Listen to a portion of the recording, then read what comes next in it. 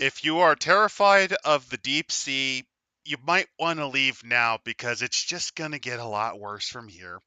Welcome to another episode of Scum Live, apparently. Name's Adam. I'm Imsit, and today we will be going back into the world of rifts, and in this case, talking about the Underseas. Under the sea, what will it be like? Pretty fucking metal. Let's actually just open it up with the cover. So, we're opening up with what seems to be some form of Aquaman on meth. A little bit of, it reminds me of the Centurions, which was this minor TV show from like the 80s, like some dumb cartoon where you could fuse to your armor and shit. Just straight up going to war on the coastlines. I get metal album vibes from it. Little bit. I'm reminded of the Centurions, which was like a one season wonder. You know that 80s cartoon stuff where it's just to sell toys. Yeah, But yeah, Rifts Underseas. We're gonna go deep in the ocean. I'm not even kidding. It warns you up front that there's going to be violence in the supernatural.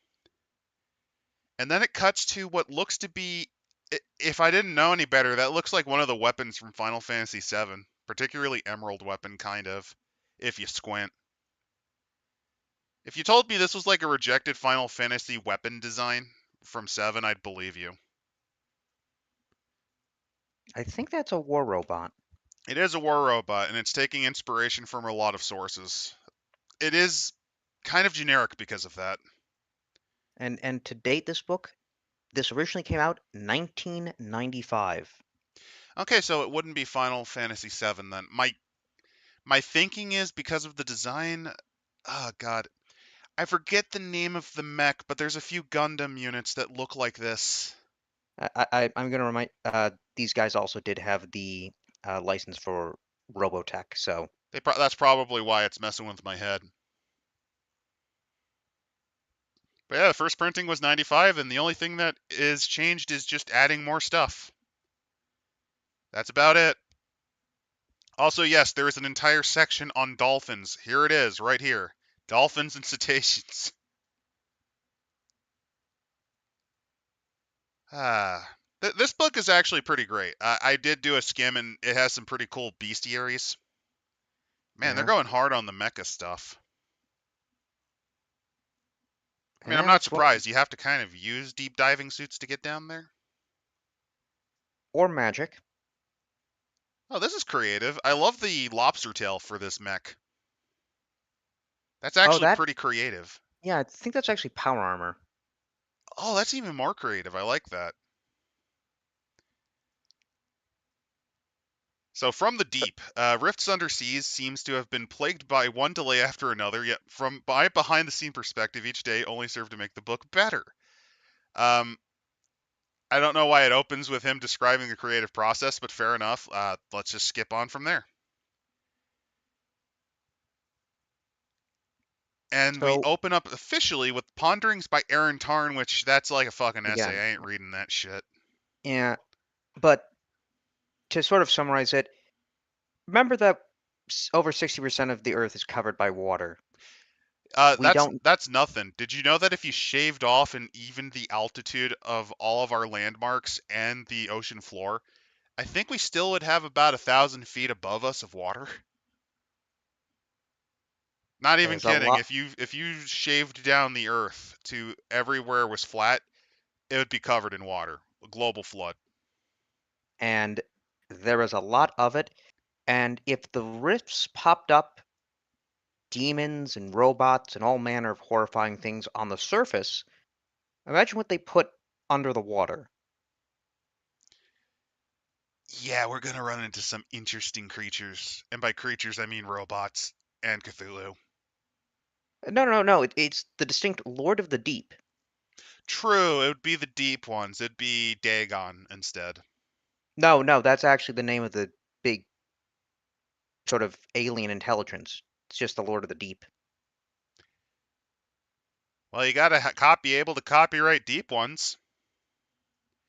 So, some random facts that Symbiota had is that the ocean depth is on average about 2.4 miles. The North Pacific Ocean has the largest area of deep ocean. It's just a variety of weird factoids that he just decided to just give you. The seven seas are only four: the Pacific Ocean, Atlantic Ocean, Indian, and Arctic. Technically, I would disagree with Kevin on this just because there is the Southern Ocean. What I do like this is it's again in the percentiles. Just classic riffs. Just lost in the weeds. But in case you're wondering, I'm going to disagree with him specifically because I do genuinely think that there is a Southern Ocean.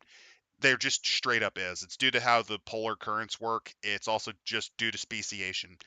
Creatures that you see in the Southern Ocean are a hell of a lot different than their cousins up a little bit further north. They're I also do like the usually a hell of a lot bigger. Like yeah. north of the Southern Ocean, you'll find giant squid.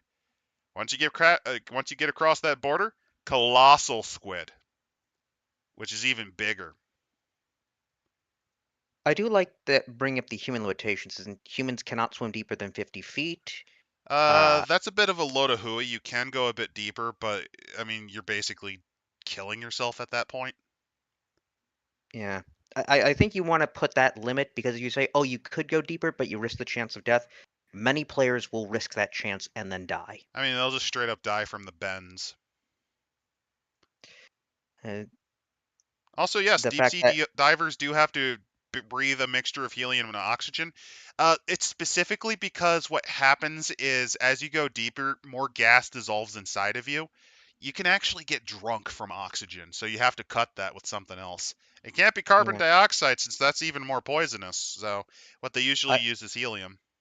I believe and like the deep sea divers that have to do like construction like really underneath the sea, they stay in sort of a temporary facility that allows them to lower their pressure.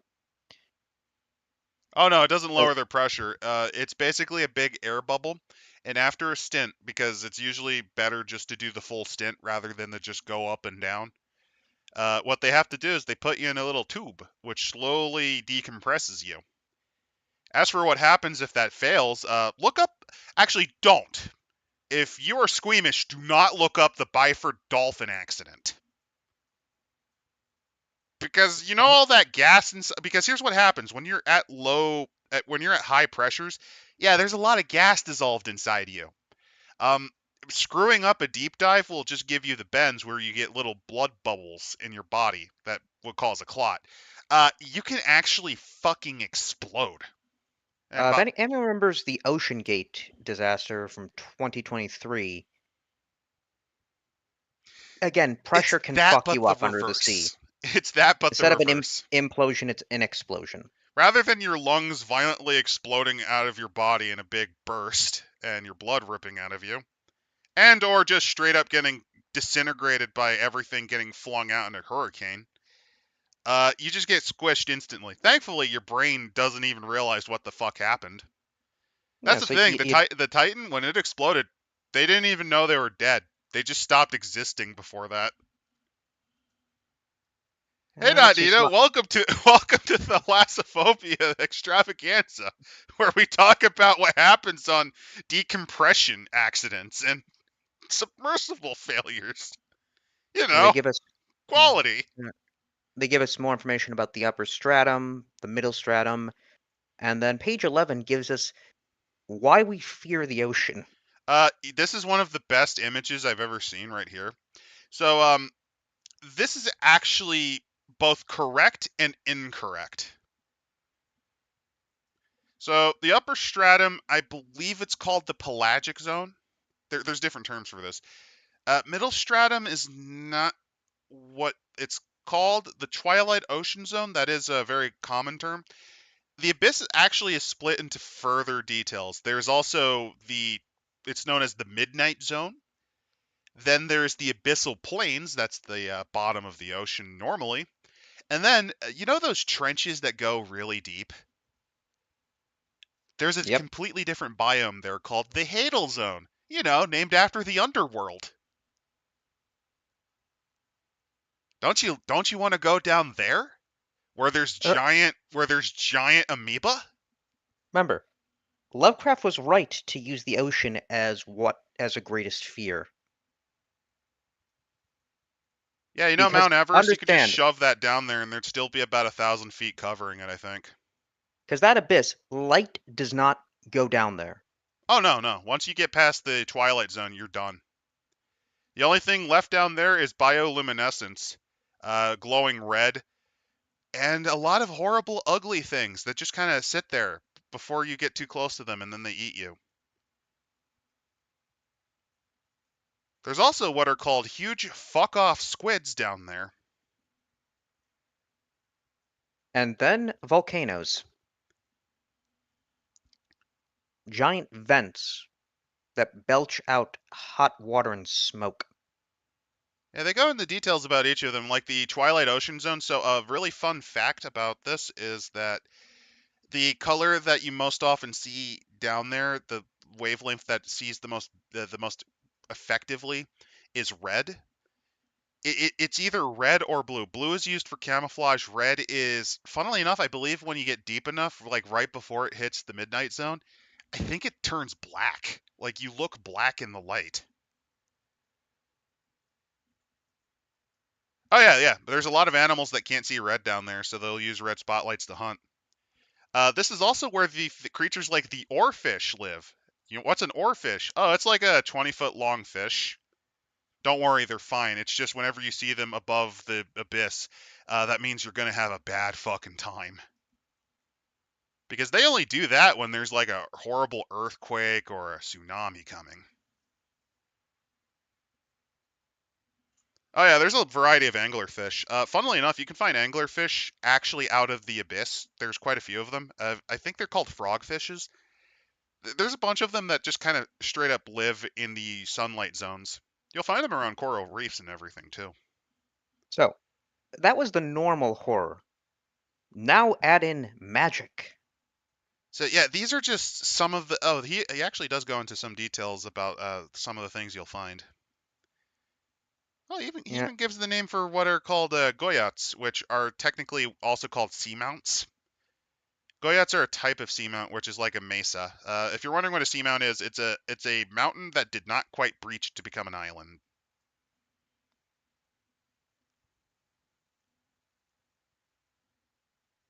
so we have six specific uh, magic triangles where a lot of rifts and anomalies happen. I love how Italy is just ruined. Yeah, So long, Italy. Wouldn't want to be you. so you've got the Demon Sea, which is the Bermuda Triangle, the South American Triangle, the Mediterranean Triangle, which pretty much covers the entire thing, the African Triangle, which is located off of the Indian Ocean, off the coast, east coast of South Africa and the southern tip of Madagascar, um, Japanese Triangle, located in the North Pacific, and the Australian one, situated in the Tasmanian Sea between Australia and New Zealand. I kind of think it's a There, bit lame that the other ones don't have as cool of a name as the Demon Sea or the Bermuda Triangle. yeah. There's also one around Lake Michigan. Yep, there's a teeny one around there. Also, another fun fact about the Bermuda Triangle, there is actually a hypothesis that explains why airplanes and ships disappear there. It is thought that there are areas in that region that are filled with compressed gases that occasionally just erupt up. And when that happens, that changes the density of the water and air around you, so you just slip under or just drop straight dead. You just drop dead because the gases aren't oxygen. I would have thought it had something to do maybe with the tropical storms, hurricanes. Well, that too. Also, if you look at the map there, you'll notice first of all, Florida is shrunk. Parts of South America are destroyed, and there's a giant island mass in the middle of the Atlantic. That's Atlantis. It's run by Cthulhu. Don't think about it. It's run by an interdimensional, uh, I guess, Cthulhu criminal. Gonna be honest, I would have put a triangle not in the Mediterranean but in the Caspian just to make it even more fucking weird. Caspian, maybe actually put it like where Indonesia is, just because it's a very chaotic zone. Oh, actually, that reminds me another fun little weird fact. There is a zone in Indonesia, there's a variety of lines which denote the lineation between Old World species and Australasian species. They just couldn't quite cross the gap. It also includes the ocean, funnily enough, at least partially. I mean, like, there's a fault line there. It's just something about how the currents flow. It's similar to how the South Ocean is, in my opinion, its own ocean, just because where else are you going to find whales about 1.5 times larger than normal? Hmm. So, if you're going through these metric triangles, weird You shit made happens. you made a horrible decision. Now here's what you now suffer, deal with this So, shit. an actual ley line storm, a debris shower from going from pebbles to rocks to metal. Um, Living fish as well. yep. Uh, Electromagnetic interference, alien lightning bugs, just straight up monsters. In this case, dinosaurs, dragon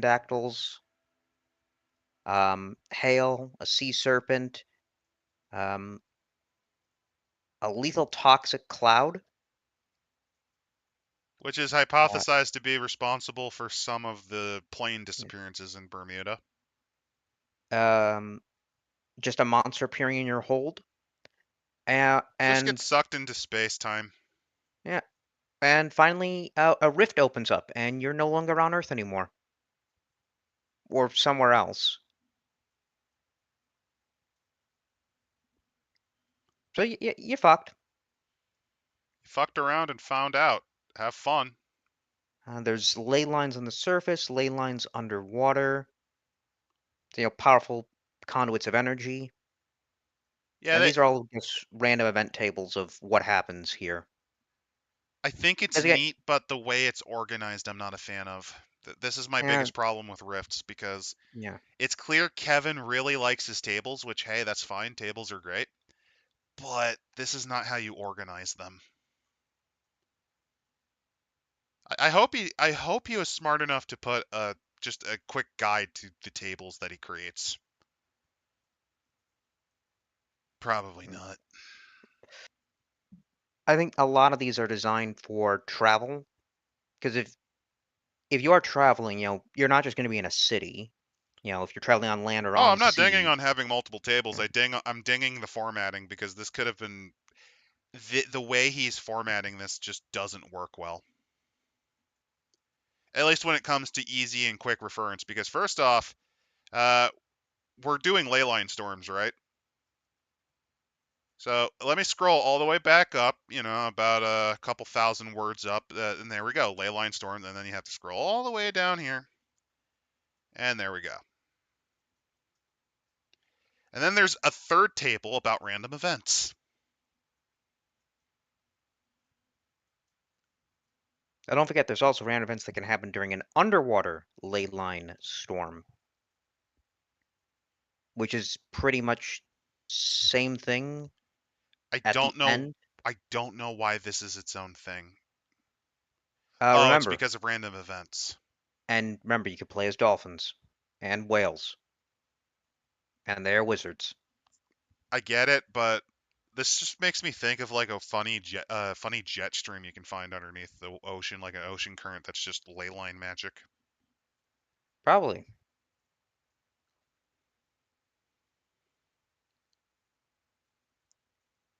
I don't know. There's It also feel it there's feels like. also Oh no, I know why. I know why he made a unique table. Because there's a couple of unique ones, like a yeah. whirlpool. There's also shimmering water, just patches of light shimmering in the water, and if you enter it, you can age backwards, age forwards, reappear in an entirely different ocean, um, become taller, heavier, different eye color, um, having all of your items age 4D for 10 years. Again, being shunted to an alien world. Um, or just being attuned to dimensional anomalies. It's neat. It's a neat hazard. I think my problem is again, a lot of this is formatting, and it's just kind of wump, wump, wump, wump, wump.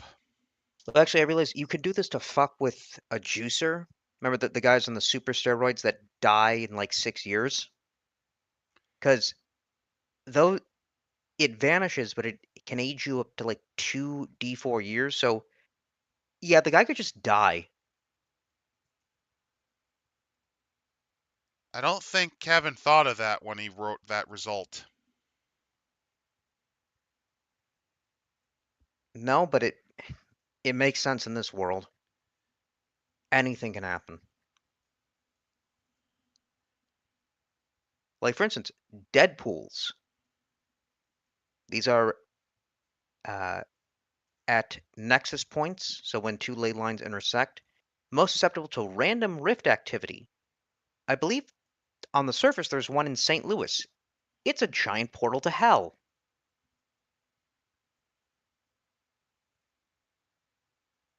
I So like how all there's manner of just things. piles of bodies apparently Yeah. and dead zones even in the ocean.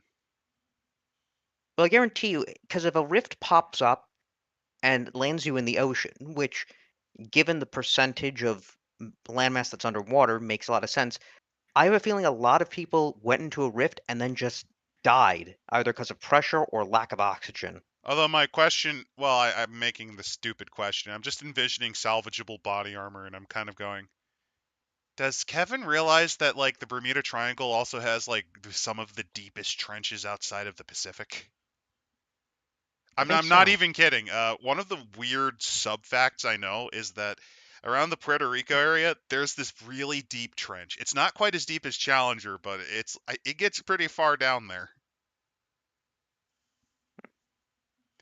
I was just apparently the Japanese Triangle is actually the real Devil's Sea. I have a feeling that those nexus points are connected to something that I guess, sailors have known as like a very dangerous zone. Also, the Sargasso Sea, which most might remember because it's the place with all the seaweed. It used to be used in a lot of older timey shipmen's tale. Like you'll find ships that get caught in it because their propellers get engulfed by the seaweed. Uh, let's see. It's located in a large area of the. Basically, the Sargasso Sea moves around because it's in a gyre. It's a big gyre. It's similar to the Garbage Islands and the Garbage Patch in the Pacific Ocean. Here, the bodies of helpless people transported to the crushing ocean depths near the bottom of the sea die and float upwards. Many get caught in the dense tangle of seaweed. That's There's neat. also apparently there's also apparently a city of bones near the Indian Ocean. I know this It's is an about 30. underwater. This is like 30 years, not 30, it's like 28 years before we figured it out. But you know, it'd be kind of neat is if the Sargasso Sea was where is like you have an entire event around the eels that go there to spawn. Hmm. Yeah, if you're wondering, eels are weird. They're usually fresh. Like our freshwater eels will go deep into the Sargasso Sea to spawn, and their babies look so unique that originally scientists didn't even realize it was a species of fish. They thought they were like a completely different species of animal.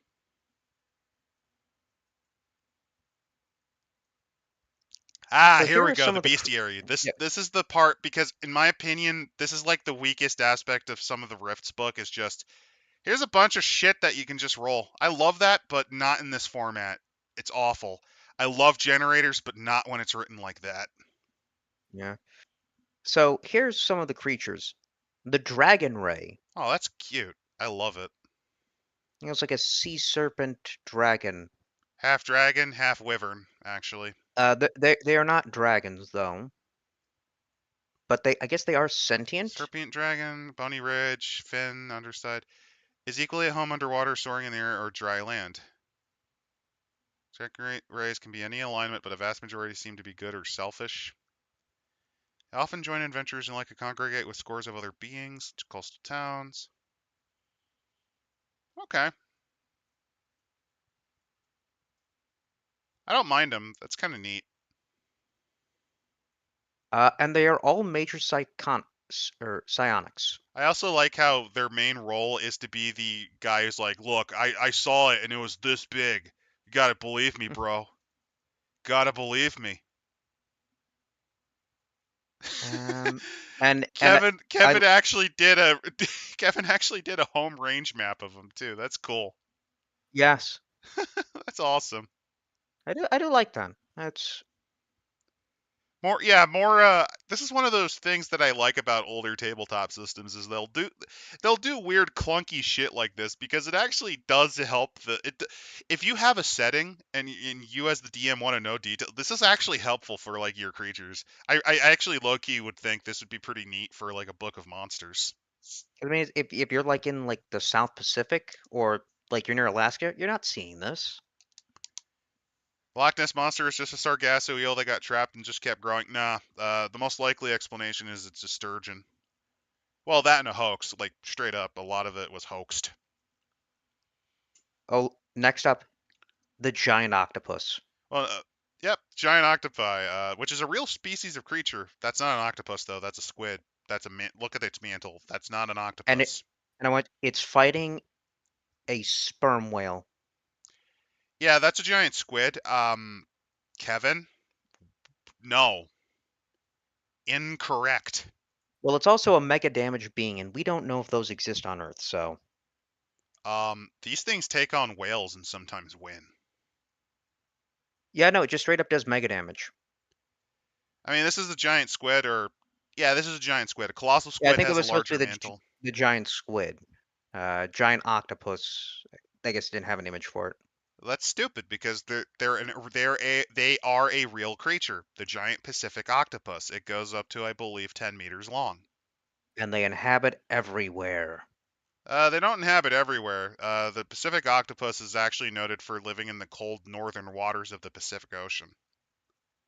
But this is Rifts. Magic makes them do whatever the fuck they want.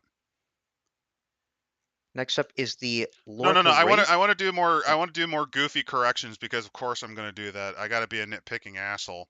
So, first off, again, wrong species of cephalopod. Second off, the eyes are actually hilariously correct for an octopus. Squid have a more predatory gaze. If you're wondering, cuttlefish have a weird like W shape in their eyes. Basically, the reason their pupils are like that is just based on how they hunt. They're gentle aquatic mammals. They are not mammals; they are mollusks. They're Mollusks. closer related to snails. Oh, also average lifespan. No, octopi don't live that long. They live for like 5 years, man. They- it's funny. They're disturbingly intelligent because of their distributive neural systems, and then they just drop dead within less than 5 years. And in the case of these guys, they actually die protecting their babies. Hmm. Kevin, that's a good point, Squirrel Killer. Kevin, no, why did you use the wrong species?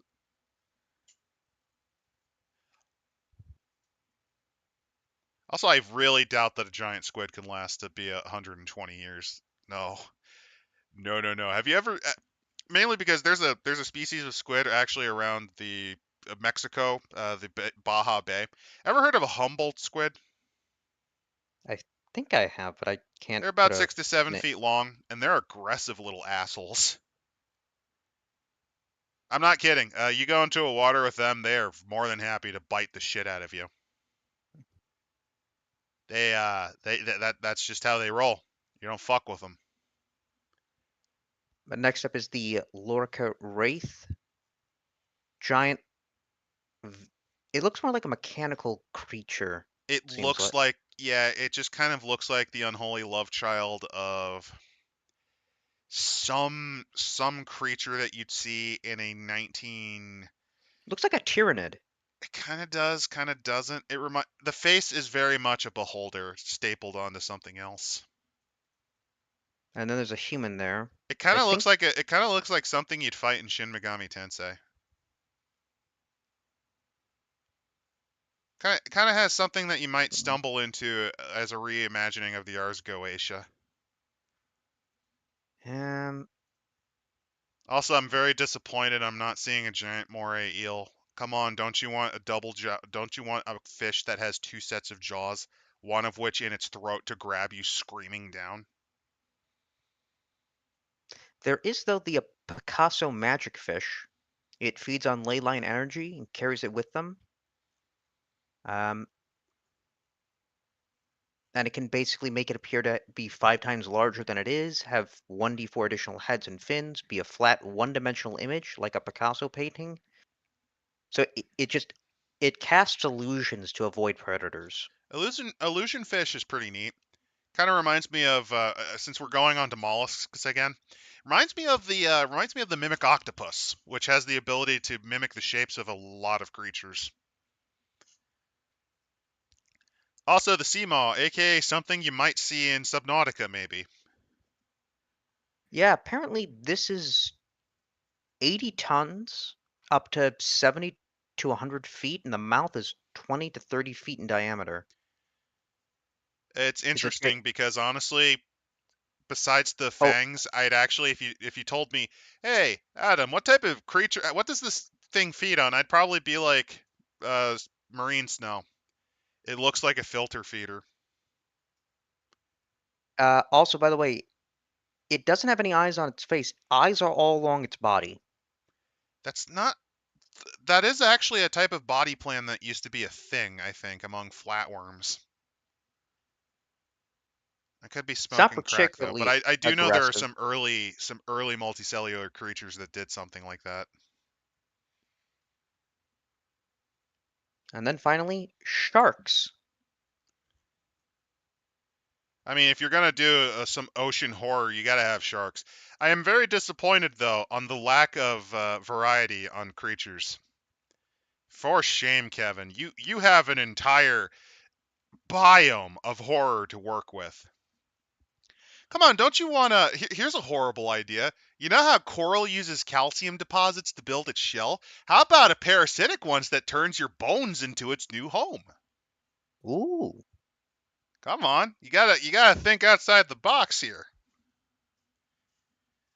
Why not more isopods that replace your brain? Like it crawls through your mouth and replaces your brain using you as a meat suit. So apparently, ancient sharks and mutants can actually have MDC. Uh, Well, yeah, but no, sharks ain't nothing to fuck with. yeah. Oh, and then there's shadow sharks, which are basically demons. They're supernatural creatures resembling tiger sharks, only they are darker in color, twice as big, and can disappear in shadows. I do think it's funny that some great whites that are old enough can do mega damage. I would have just probably thrown Megalodon. Just bring Megalodon back. Yeah. It's a shame that Kevin wouldn't have known about them, but we did find a relative of the sperm whale whose main thing was killing other whales or killing megalodons to eat them. They actually went extinct at the same time as Megalodon because they basically competed for the same niche to death. Epic. As for tiger sharks, one of the things they should have is eat anything because that tiger sharks are not very picky. Tiger sharks are known to actually eat garbage. Like legitimately, they find a bag on the floor filled with crap, they'll eat it. So, Also, for shame, Kevin, you don't have bull sharks, which are the actual most aggressive variant of shark. or the hammerhead. I like the hammerhead shark. Come on, don't you want a hammerhead whose head is made out of like solid steel and can actually use it as a bludgeon in the ocean? Y- yes. Its cartilage bones are actually a steel alloy. Come on, you got get your game up. Get your game up, Kevin. Get crazy. Like shadow So, sharks, yawn. yep. Also, Storm Rider. he's completely given up on locations for them. He's given up. Yeah. Um, I am fed up Storm. with this world. Though there is this horrifying Star Wars Episode 1-esque sea creature called the Storm Riders. This feels like something Anakin would shoot. Like on No, Tatooine, no, like this would no. crawl out of the. No. This is something that's on Naboo. Oh yeah, this is the thing that Jar Jar goes ah as they like go avoid it, and it gets eaten by an even bigger thing. Always a bigger fish. That though is limited. It's primarily in the Atlantic, um, parts of the Pacific, and On the one hand, I'd criticize Kevin for not having realistic ranges, but on the other hand, fuck you, there's magic triangles that transport them around. yeah, I think most likely that's why they're Because only in the notice areas where the that they magic bulge triangles out where are. the triangles are, yeah. Yeah. Next is the Zomba, the silicon sea snake. Okay, we got something here. Legless Everyone, caterpillar made of stone, hence its nickname. Okay, so it's a ooh, silicoid-based life form. yeah. Interesting. Any details about its biology? I mean, I'm the type of weirdo that can go into that sort of thing if you press me. Just animal intelligence. I'm Most actually basic, disappointed that it has normal fangs. What would be basically really that, beautiful yeah. is if this thing was like a polychordate, polychaete, like a bobbit worm. If this thing was more like a bobbit worm, that'd be pretty dope. It looks like this thing just sort of We catches got on we to got ships. graboids at home. The graboids at home. Don't get me Then wrong, it's there's good the art. I like the art. It's yeah. just Then a little disappointed. Come on, you got creativity. then up next is an anglerfish, a sturgeon. I like this because this is like a Sahajin on meth. Like it's a fish man on meth. That's great. Doesn't even have an eyes, but it has a lure. They like to hunt and fight for pleasure. I mean, wouldn't you if you looked like that? Let's see, another favorite tactic is to snatch crew members one by one, drag them into the water where they are slaughtered or drowned and eaten to feed the sharks. So The how occasional deep ghost do they live? Because with their lack of eyes and lure, I'd assume in the abyssal plane. depth tolerance 10 miles. Yeah, that sounds about right. Although I will note that Kevin should probably point out that a lot of creatures like this would fucking explode if you got too far up. There's a reason you don't Y- find things like gulper eels up on the surface. then the sturgeon are the one creature that sharks never seem to attack. So there's a symbiotic relationship. They are completely blind. They rely on psychonics, echolocation, chemoreceptors to locate and capture prey. I They're think also, as you can see, I kind of th- only in the Pacific. that's interesting. I'd also say that my big problem, like, I wouldn't actually go with Hadal Zone Scroll Killer, mainly just because the predation sort of tactics you usually find in the abyssal plane in what's known as the midnight zone. These guys actually would be shallower than you think. A lot of the weirdest designs you usually only see between 1,500 to 2,500 meters down.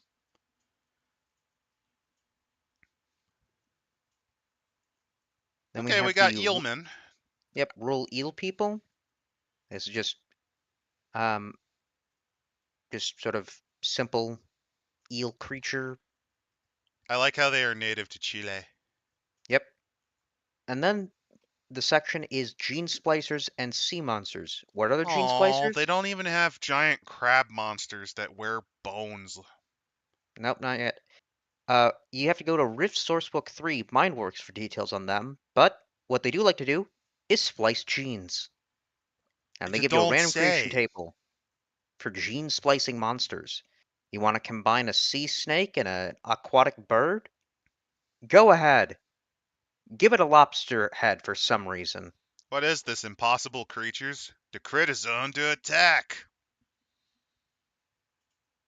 Genetic defects, like psychopathic killer, That's not a defect. That's a quality improvement. garbage eater, That's also a quality improvement. and then next up is actual session of Lord of the Deep. I'm gonna be honest. This little section here, if you cleaned it up, the random creation table, this would be a fun monster maker. Like if you just wanted to make a horrifying monster up on the spot, just use this son of a bitch. Corpse So, gathering decorator crabs. Yep, Eberron has a little bit of creativity there. Ah, here we go. Dagon. yep. Sonar picked it up before we even knew it was happening. As our tech started bleating out a warning, I saw schools of fish racing madly towards the surface. Funnily enough, that's Shark, usually how whales hunt. shark, a killer whale. I thought, but just in case, I released the safety on the pintle-mounted railgun. Sharks can be the least of a sailor's worries this close to the triangle. The voice you're trying to go is I don't know if you're trying to go for a Ringo Starr or a Donald Trump there. No, I'm trying to go for is it Rucker Hauer and Jaws? Ah, Quint. Suddenly, Quint, the yeah. fish began dashing around the water near the surface. Some leapt out in the air. Couldn't feel a lump. I felt a lump growing. He wouldn't talk like this. This is way too verbose. This It is yeah, not a it Quint. it is. But basically it sees a giant tentacle, starts grabbing people up, grabbed his friend Sonny. You're doing the Sonny was a voice, good and I'm kid. just envisioning Donald Trump talking about the time he almost got eaten by Dagon. His clothing and skin were torn, gripped by the suction cups. Now it's Ringo He Starr again. howled. Oh, he howled and the screaming and the hollering. I knew Sonny would be underwater and he'd be magically Donald kept Trump Sea alive Monster Hunter. That'd be a great till he idea, reached actually. That'd the be a Lord of great the shit Deep. post. Almost used my rail gun to put an end to him, but I didn't. God help me, I just stared at it. Okay, yeah, I can hear the ring of it now. Yeah, you You got a see, bit if of a I Scouser accent when you're trying to go for Quint. killed Sonny, he might have decided to take me next. So that's how I came to work on my uncle's What farm. exploded in front of the Undaunted, and this thing I appeared never, in front of the shit. Like, I don't know, man. never go near the sea anymore. Not the Great Lakes either. They're almost as bad as the damn ocean. So where's that drink you promised me? June the 14th, 1994. Or 1945. I'm, Fuck I'm, it. I'm gonna be I honest. messed that up. Damn it. I kind of zoned out because, like, I get what he's trying to go, but that's not how people recall horror stories usually. It is if Lovecraft wrote it. No, Lovecraft has a different tone with it. It's Yeah. verbose, but not like this. So He this would also thing at one look point say it's undescribable and then perfectly describe the tentacle that it yep. attacks the ship. So it's apparently in the Marianas Trench. It is a supernatural entity of godlike power. Lives over uh, 30,000 feet below the surface. Uh, he does the usual thing where if you look at it, you go mad. Hmm. Tentacles can stretch up to a span of 2,000 miles. Uh, no one knows where it came from. May have been here before. May have just arrived with the rifts. And what it loves to do for so much of its time is to take creatures and just merge them together. Just loves that merging. Whales into humans, dolphins into humans. There's I don't know. There's just something about it that doesn't appeal to me. Just can't stop doing it. He Hey, also the has a little patch cult. BTFO'd. We're talking about super mega octopus monster. Yep. When in reality, what this should have been was the world's most horrifying and gigantic Xiphonophore. What's a Xiphonophore? You know what a Portuguese man of war is? It's that. Also, funnily enough, if you did a Xiphonophore, you know why this would actually explain the merging better? Xiphonophores are colonial organisms. Technically, the creatures that it's formed out of, zoonoids, cannot survive without the whole body, but they are independent enough that they can if provided nutrients. So Real interesting it shit. so if we go by its stats, it has 500,000 MDC, and it regenerates 1d4 times 100 MDC every melee round. Yeah, Kevin's like, oh, you can't kill. No, no, Kevin. You can Well, kill it. You gave it stats that are not infinite well, or I mean not that's if you written. use regular weapons.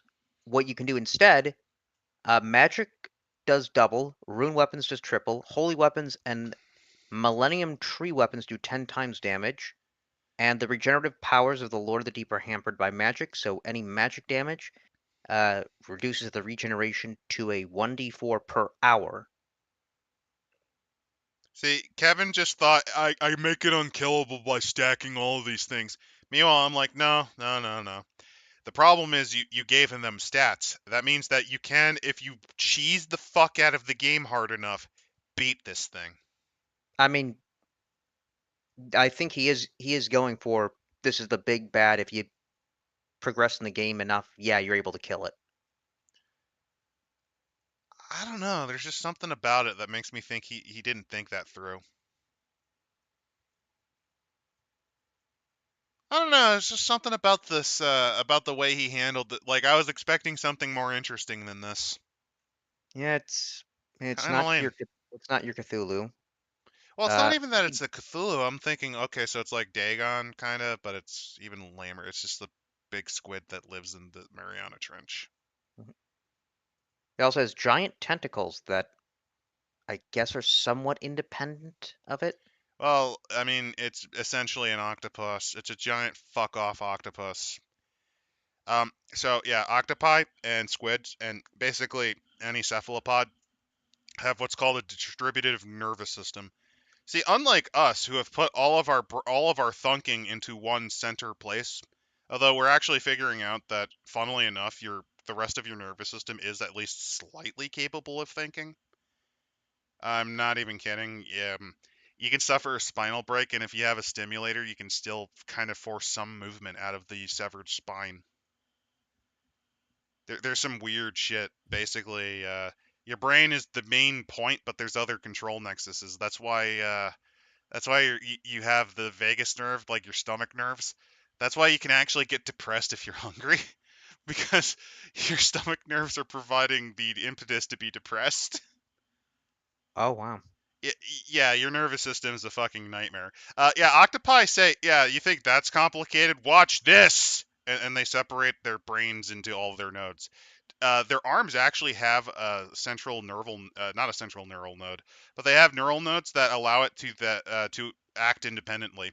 It will even try to fetch food if you cut it off. That's why octopi will literally rip their arms off to hand them to opponents or to hand them to predators Right because here, they can take move on this. their own. They can move on their own and do things on their own. And then as it eats it, bam, attacks the stomach. Yeah, Lord of the Deep is just a big fuck off octopus. That's kind of lame. Gonna be honest, I'm not gonna lie. I'm not gonna lie. They're not sending our best. Kevin, you're not sending your best. So he You know. does have his minions. He has the devil shark. Again, combining things. You take a humanoid with a Sharks. shark. It's a body and the features of a shark with clawed arms and human-like facial expressions. Oh, You I'm don't need sorry. to I'm eat, sorry. drink, or do. I almost fell asleep. Shark. Okay.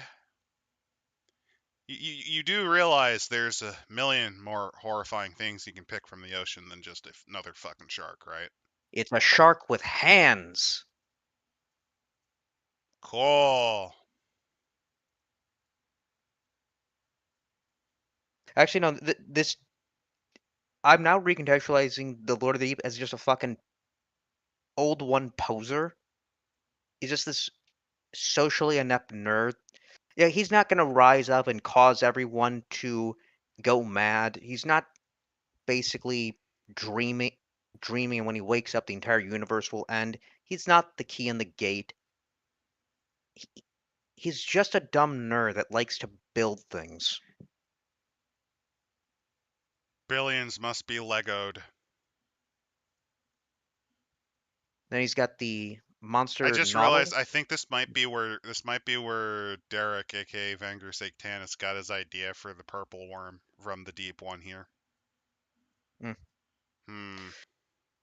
So Sharks are familiar with the normies, but come on, you could just use any horrifying creature from the deep and just describe it, and that'd fucking destroy them. this is Come so on, he's don't got an imagine if like his servant was essentially Anomalocaris, but on meth. don't know what that is. You don't Anomalocaris. It's the predator of the Cambrian age. It has frontal chitinous fangs like an insect. It has like multiple eyes, like 5 eyes, and it has a grinding disc mouth, and it looks like the unholy love child of like a lobster and a fish. What about now if it had wings?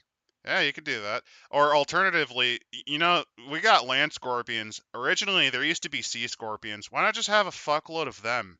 Or I don't know, giant isopod human monsters.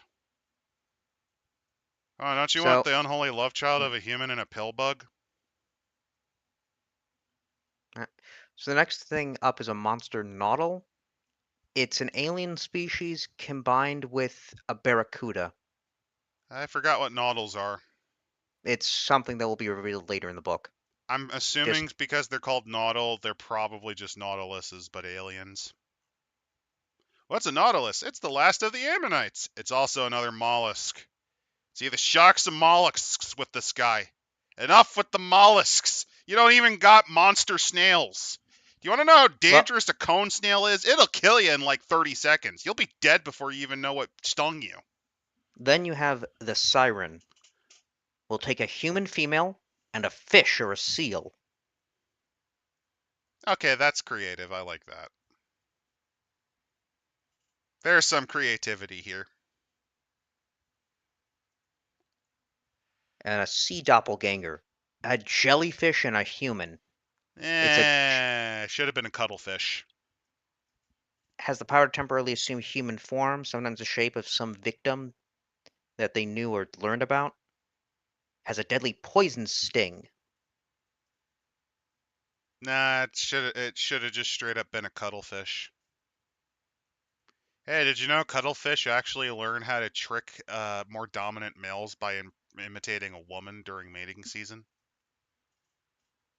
I'm not even kidding. A successful reproductive tactic of cuttlefish is to disguise themselves as women so that more aggressive and dominant males legitimately blow their load wasting it, so that the one that imitated a woman could just do it properly with a woman. Just ha, gotcha. Now I get to have sex with a woman. Ah, ah, ah, ah. Or as we like to call it, the Nick Ricada approach to reproduction. Yeah, come on, they're not using bulldos. True, true. It's more the Nick Fuentes approach to reproduction. Yes. Um, Sorry, I get but my next, Nicks confused because they're both yeah, they're both degenerates. yeah, I don't know. I think yeah, Squirrel Killer I think has it right. I think the reason I'm not like it's just only kind of interesting is just nowadays you can look up horrible things and make them yourself. like I guarantee, if this was written nowadays, Kevin would have completely added a bloop creature. Yeah, he was only 3 years off from it.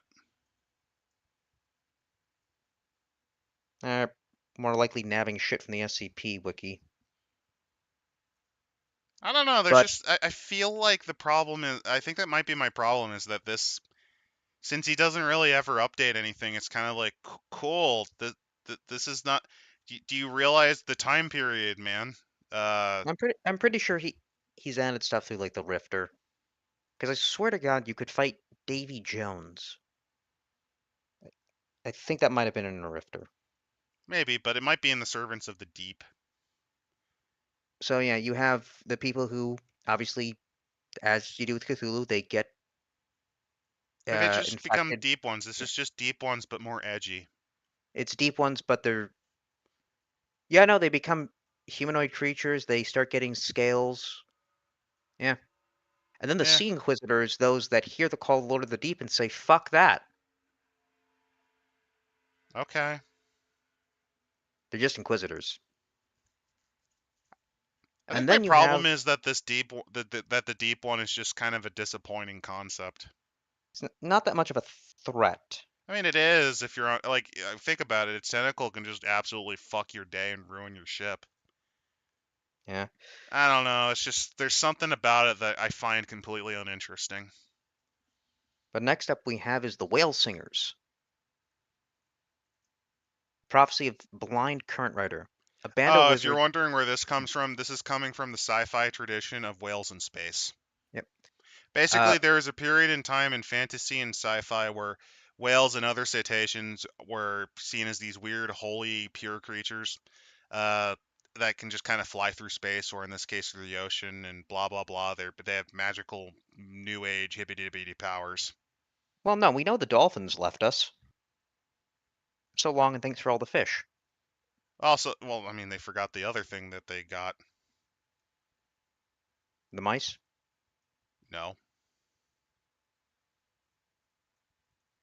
Not I'm blanking on it. that's probably for the best. Anyway, there's the prophecy. Oh, 42, if I'm correct. Whales are people, unlike the various Nicks. Well, yeah, I honestly Yeah. think whales are more sapient than either of them are. So, a band of Let's be warriors. fair. I think both Nicks would fail a mirror test at this point. I think ChatGPT is more sentient than them in some cases. They fucking are. Yeah. So, prophecy about band of warriors, circle of wizards, the one eye of Elor, eternal flame blade fires the cosmic forge, the largest war machine, the strength of an unbeliever, and 100 years war. All these must be, and the Lord shall fall. Okay. Uh, so this is by the first whale singer, product of the melding of a human mystic and an old blue whale. Because you see, a lot of these whale singers, uh, I guess they're an entire cult basically that's designed to destroy the Lord of the Deep, and a bunch of them are half human, half whale hybrids. Pneuma biforms. They were dolphins and whales captured and fused with a human being. Releasing the ocean to spread death and destruction. But because the humans kind of bonded with them, it has a stronger will. So in the tradition of all great villains, their monstrous creation is responsible for their own destruction. Because whales are magic. That's literally what this is. This is whales are magic. This is something that was a trend in the 90s and in the earlier 80s. Like a very good example of the weird magical whale thing. There was an entire plot arc in X-Men where they fought inside a giant space whale. I mean, that just sounds cool. It sounds cool, but I'm just pointing out like that's where this is coming from. And it's an okay concept. Again, I think my problem is just straight up the problem is the antagonist is boring as fuck. So they're kind of Well, working on something that's not really helping them be interesting.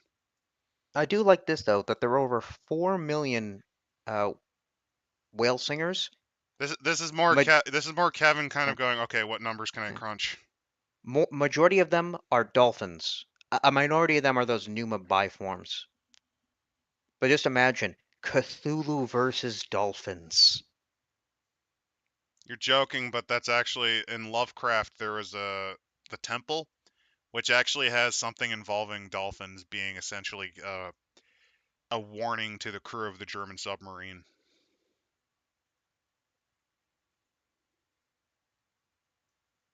The dolphins are aware.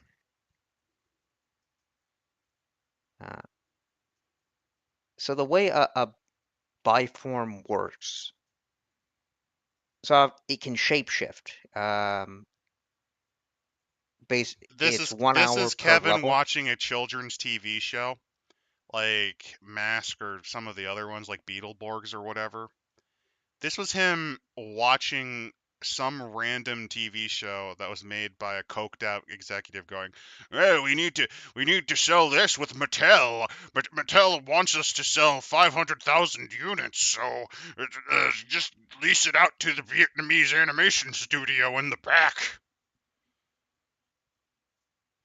Yeah, base dolphins are more horrifying than the Lord of the Deep. I'm gonna be real with you.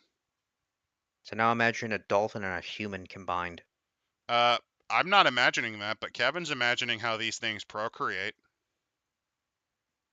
I'm not even kidding. He goes into a whole fucking paragraph about how they fuck. Like And what? it's really perfect because on the next page, look, a dolphin making the exact expression I'd fucking expect. Hey there. I'm just, I'm sorry. There's just something with the expression and reminding myself that we were talking about both Nicks. This creature this is what happened to both Nicks. They each look like this in rifts. They Can't you weren't even envision gene. either? They weren't even gene spliced. This is just what they look like now. It's the expression on this fucker's face. But It's just there's I do want something to with the bring up these powerful expression. things. It has the same psychonic powers as a normal dolphin. Yeah, because Uh, again, remember cetaceans are magic. yep. Well, no, psychonic. Well, you see, It they're has its smart own magic. animals. It There's, possesses a whale spell song. It knows ocean magic, and it knows dolphin magic. like I said, cetaceans are magic. Uh, there's also the killer Wait, whale. wait a minute. This was made in the 90s. Is he their vulnerabilities? I think this is based on a failed Nickelodeon TV show, or was it a Disney show? It was a coming of age movie, or was it a coming of age TV show where one of the characters was a mermaid? Kevin, I did think you the rip off a kids show for this? I think I remember that in Nickelodeon, like that would have been the early 2000s, but it was more just humans that could turn into mermaids. This is like digging memories out of my skull that I forgot existed. One of those shitty live action things on a television network that made its bread and butter off of animation. You know, before oh, and also destroying the lives of children. Keep in mind, there's a reason Kurt Russell tried as hard as possible to destroy his clean-cut image after he became an adult. Wait, but Kurt Russell was in the He was a Disney kid. He legitimately was in a lot of Disney productions when he was a kid. hmm, and no one remembers that. No, because he then immediately went into rated R shit as soon as he became old enough. And good for him. But there's also then the killer whale, Numa biform. Which is actually a type of dolphin. Yeah, did you know that? Orcas are Yeah. dolphins. Uh, it only has whale spell songs, does not have ocean magic, and does not have um, dolphin magic because it can't speak. By the way, another interestingly disturbing detail about orcas. Do you want to? Did you know that the only reason that there haven't been more attacks on people is they find us interesting? How old can they get? Pretty old. Older than humans? No, I think they live about half the lifespan of a human, if I remember right. I do, but yeah, orcas. The reason they don't attack us in the water is legitimately a case of they find these weird ape things interesting because they're So they intelligent, they're curious. do they have cultural memory then? A little bit. Why do you think they go completely insane if you lock them in a zoo? Not even kidding. They will actually find ways to commit self-deletion. Not like in one case, one of them kept ramming himself into a wall until he died. Couldn't we Orcas just is get smart. couldn't we just get them through their heads like, listen, you're never going to escape, so put on a show and you get food. I believe what happened in one case is it got revenge by crushing one of the performers to death. Hmm. Again, orcas is smart. They understand the concept of revenge. A lot of animals do, but like because of their intelligence, they're more capable. I believe orcas are at least sometimes capable of self-understanding. Like dolphins and orcas both can understand that they are them. Let's see. Oh, and then finally we have the whale, Numa biform. Which vary in Th- size, obviously, based on what whale they fuse with. Major psionics. They do know ocean magic, whale songs, and dolphin magic. Well, ley line dolphin magic to be specific. That is a hell of a neck and a hell of Oh a yeah, fetal alcohol syndrome. these are whale singers. I I guess they're like how just their regular neck looks like a wizards. popsicle. Yeah, they're just regular wizards. And then we're finally onto the magic, so we get whale singer spell songs. Huzzah! Mm, mm. I guess I I'm guess now that's how whales reminded walk. we actually found if you listen occasionally, you will hear a whale that sings in the wrong pitch. It is known as the most loneliest creature in the world.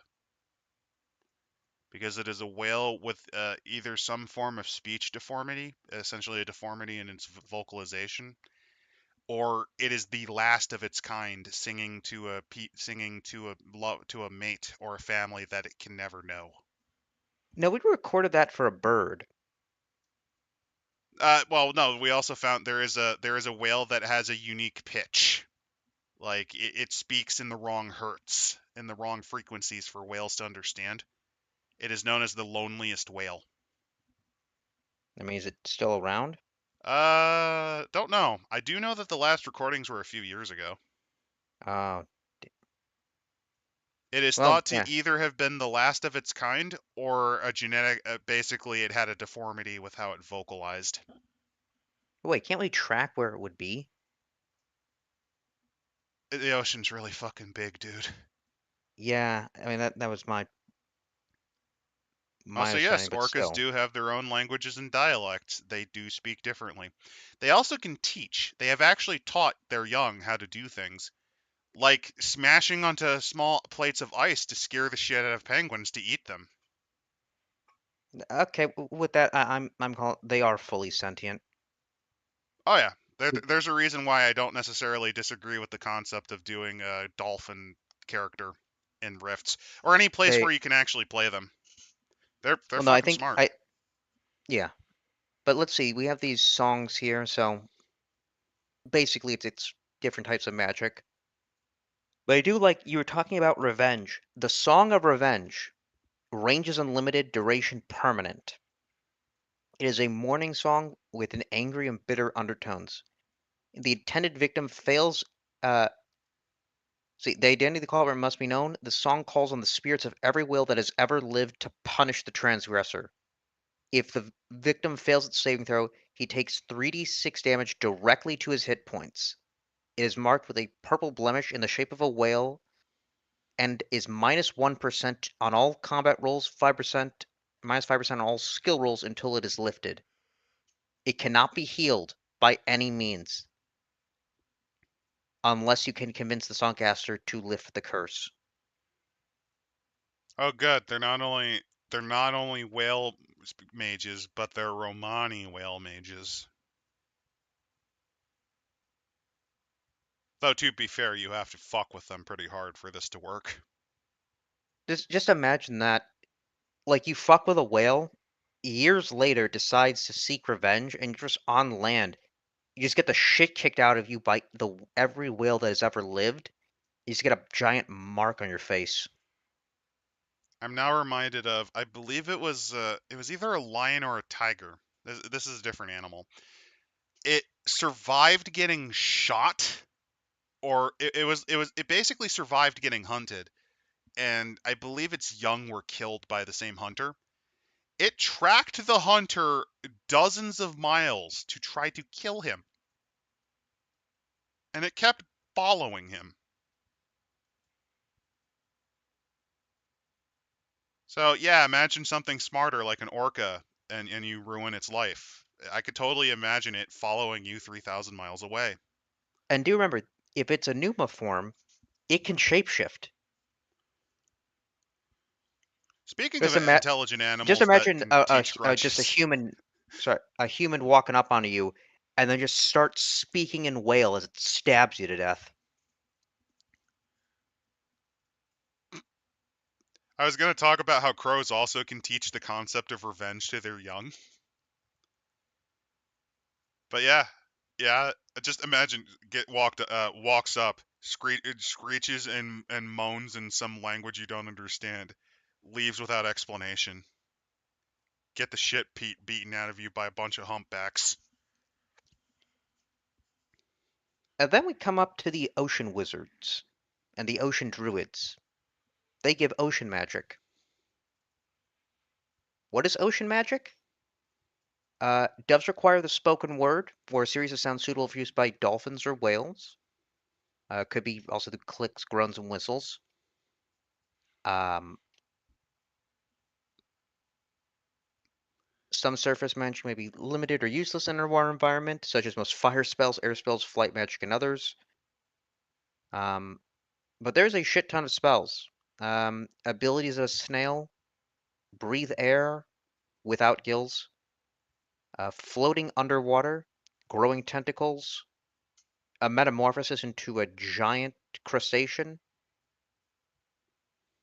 Uh, Yeah, they have a lot of stuff. This is what your battle form as a crab yeah. looks like. Walk like a humanoid, which is to give a creature magical legs. You So literally have Aquaman's power, summon Sea Friend. well, it's not just summon sea friend in this case. It is I can give a humpback whale legs and it can walk on land.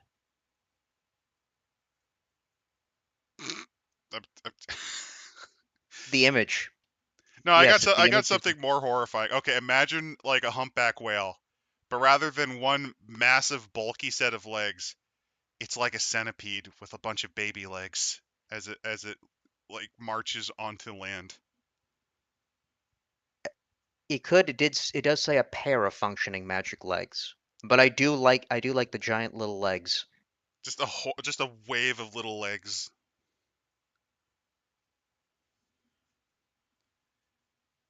Now here's the dolphin magic. Uh, Air doubler, holding your breath twice as long. It can you just make an EMP.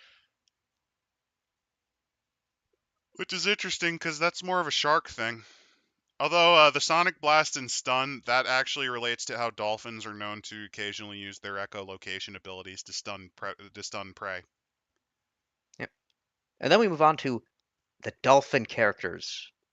Now they do make a note that Oh, the artist for this page was trying to copy. I forget the name of the lady who does all of those arts for little girl magazine, like for little girl journals, and like mm, you know in the '90s where you'd see like these multicolored, vivid dolphins leaping through the sky on like girls' sure, backpacks and shit. yes, I think so. I think it's Lisa Frank. It's Lisa Frank, I think, is the name of the artist. But she was well known for doing dolphin art like this.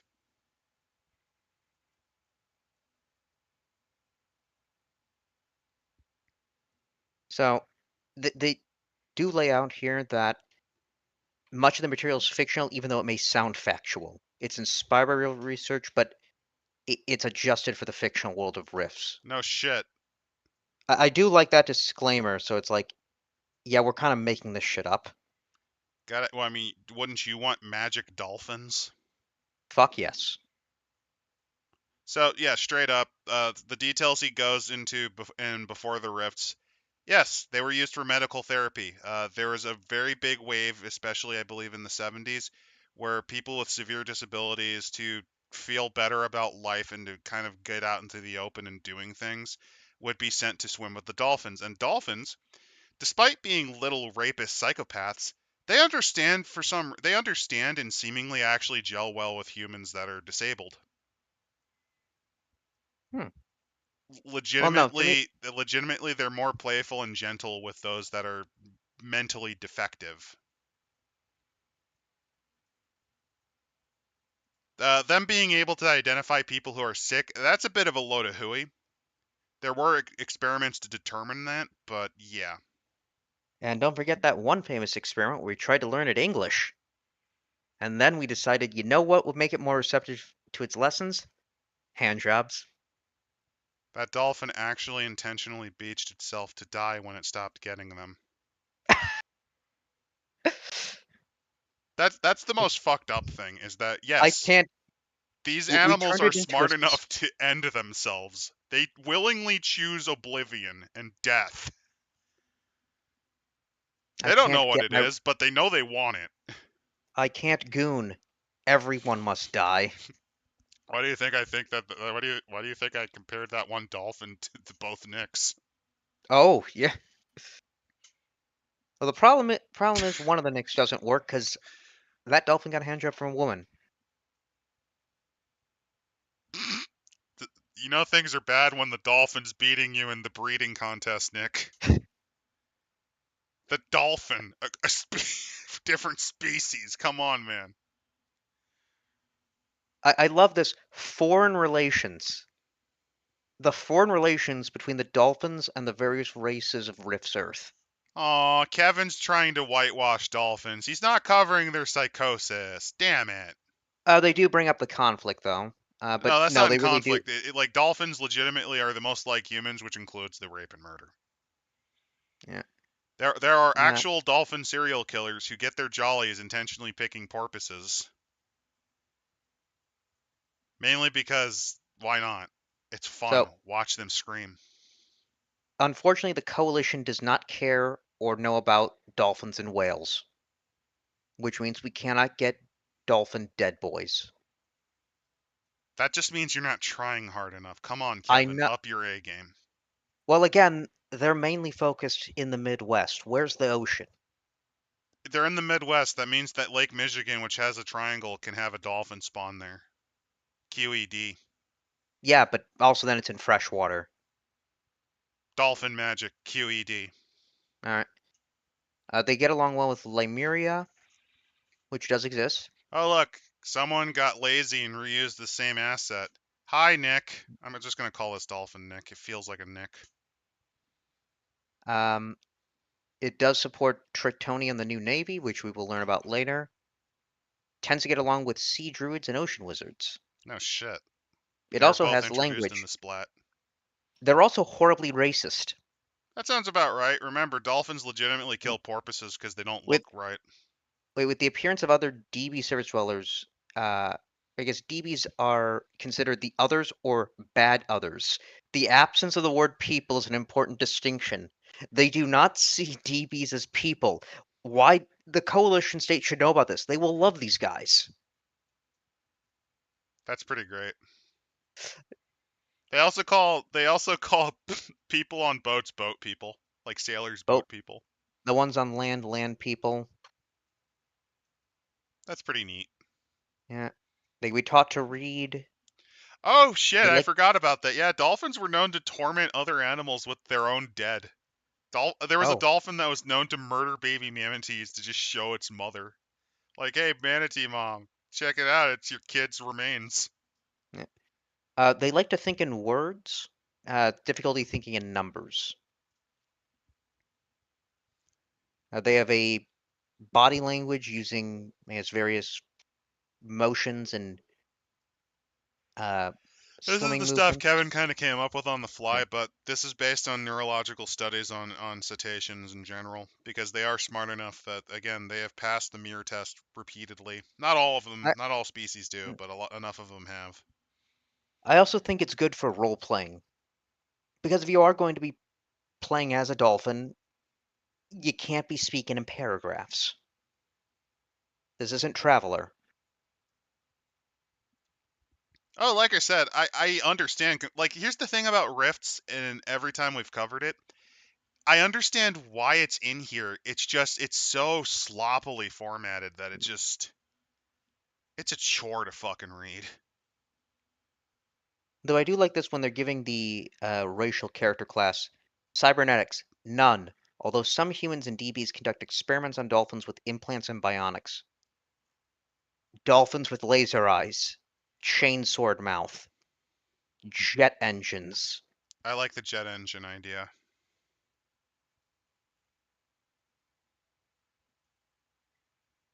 Bunch of Uh, combats and maneuvers, blah blah blah blah. yep.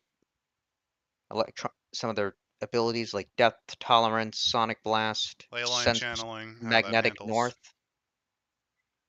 north, various attacks, their various dolphin powers, their dolphin Oh, that's so goofy. psionics. What? I'm just skipping past all that shit to the power armor. Look at that. Oh yes, here we go. The dolphin power armor. I love the gun. I love the random shotgun that it's somehow holding in its chest. That's just a So it random was. shotgun, and it's great. So I want to understand. Somehow, someone in the future got the idea. Let's give dolphins power armor, and in fact, they can actually keep it after a few years of service.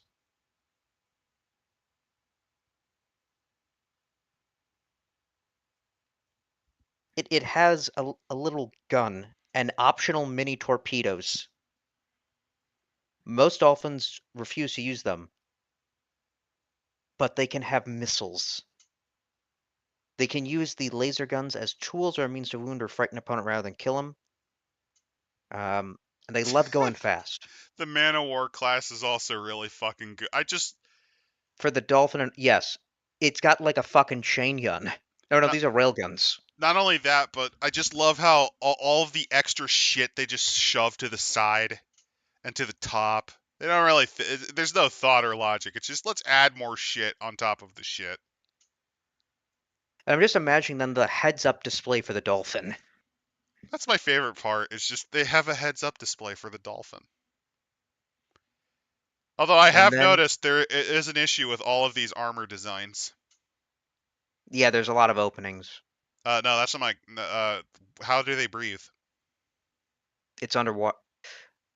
They're air breathers. Is there like a Well, wait, nozzle you shove in the blowhole and like you have? probably in the same way that like regular like power armor or glitter boy stuff has it. Also, I think this would maybe explain because you see those weird artificial gills. Maybe that's they're siphoning oxygen using them. Either that or No. they're supposed to be propulsion jets. Yeah, dolphins like to play with the power armor. They love it. It's a plaything. I mean, who doesn't? I look at it. Don't you want to look like a floating space cockroach with a shotgun? There's a killer whale combat armor, much heavier armor and battery weapons. The killer whales love the variety of weapons. I think my favorite part is that they gave it mechanical jaws to add on top of its jaws. That's so goofy and it's great. Yes, power armor jaw. It inflicts 2d6 mega damage. It's such a fun shit post. And what else? Oh, killer whale power armor, the unicorn scout class, got like a giant It's spear. just a lance. It's a lance. It's a fucking lance. This is also the most aesthetically pleasing of the armor so far because it actually is approaching something regarding aerodynamic or fluidly dynamic. And then we get to the killer whale part. So like actually playing as a killer whale. I love the surprised Pikachu face it seems to have. Yeah. Like, wait, what? I'm in here. What? Tight social Oh God, foundation. the orca just realized. Like the orca just had a moment of self-reflection. I don't exist. I'm a drawing. A killer whale has never been known to kill a human being. Bullshit. They have killed. They have killed, but it's usually the ones that are held in captivity. They have fucking killed. Yeah.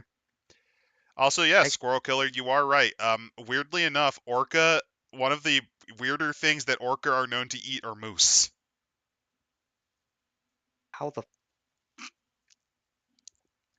how the fuck do they get that close? So, try to guess. How do you think an orca gets close to a moose? Pop up, jump. No, it's because of what moose do. See, sometimes moose are known to go on deep little dives to get at seaweed and other plants. Oh god! I imagine being a moose, just giant creature. Yeah, funnily enough, moose are known to do dives to get at seaweed and shit like that. And orca Oh, realized you can just get them. I do like this with the orca. The killer whale standard equipment. Some collect the skulls they've defeated, especially monstrous and valiant opponents, as trophies. So Uh, you've got. I can imagine a killer whale in his power armor. He's just got like skull trophies across it. That's him ripping off from Predator, and you know it. It looks cool. Either that or just having a giant necklace full of skulls. What are you talking about? Speed necklaces covered in fins. You know, like the ear necklace from World War II. Although you know what this also means? Cornate killer whales. Let's fucking go, Games Workshop. Yeah, they're not trying hard enough. Come on, get on our level. I And find it interesting then that orca distribution is even less common in this setting. and then finally we have the whales. So a sperm whale. There be whales in this book. Again, you can get cybernetics on it. Same thing, I think, with the humpback whale.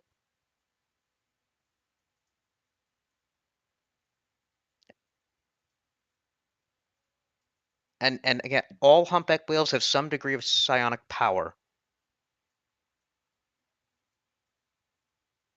Just in this setting, they can read your mind. Because again, whales are magic. And again, they can have cybernetics. Imagine borging a 50-foot long creature like this. Imagine that actually in Star Trek. That they storm a Borg collective ship, and it's one of those space whales.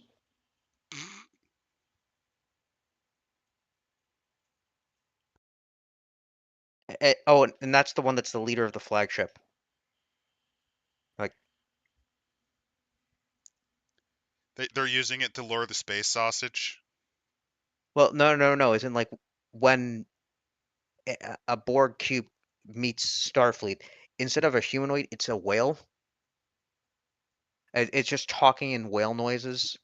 They Hmm, can't understand it. that'd be pretty good.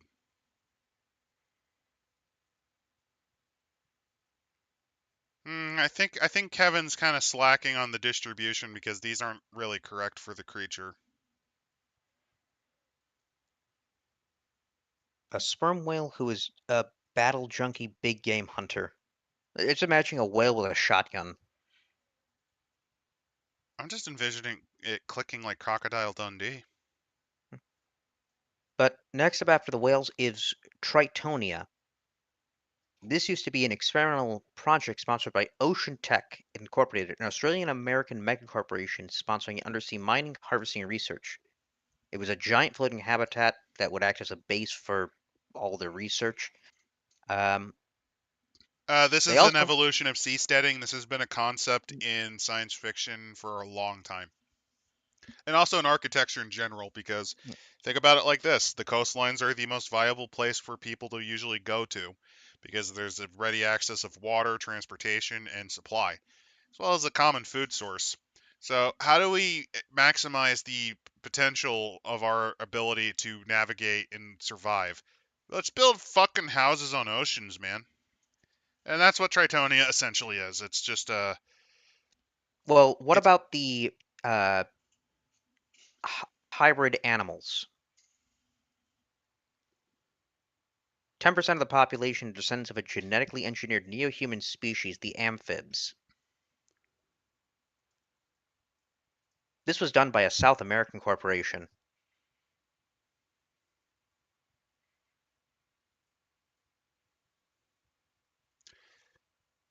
interesting. I don't know why, but fair enough. I think that Apparently, I think this is uh, based on some other. I mean, this is just a general concept in general. yeah, apparently it's the Argentinians. Oh, yeah, I keep forgetting Brazil's an eternal nightmare in this timeline. Um, and so yeah, it it's giant, not giant, but it's this It's a floating floating city. ocean. Yep, works with the new navy and fights off the Lord of the Deep and other creatures. It's a corporatocracy. Yep.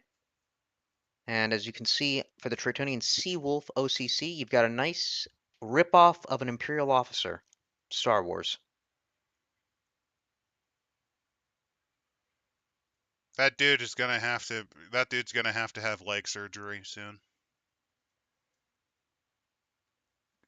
How so? Friend, you're about to die from compartmentalization syndrome.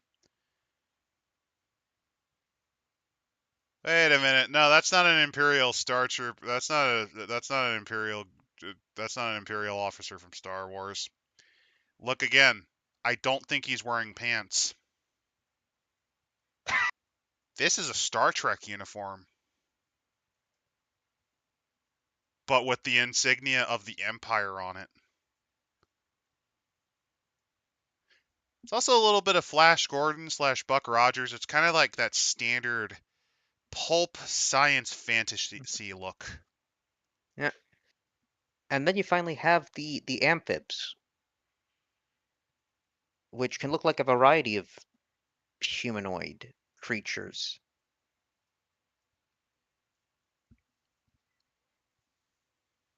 Some of them looking normal, some of them webbed feet, some of them fish heads.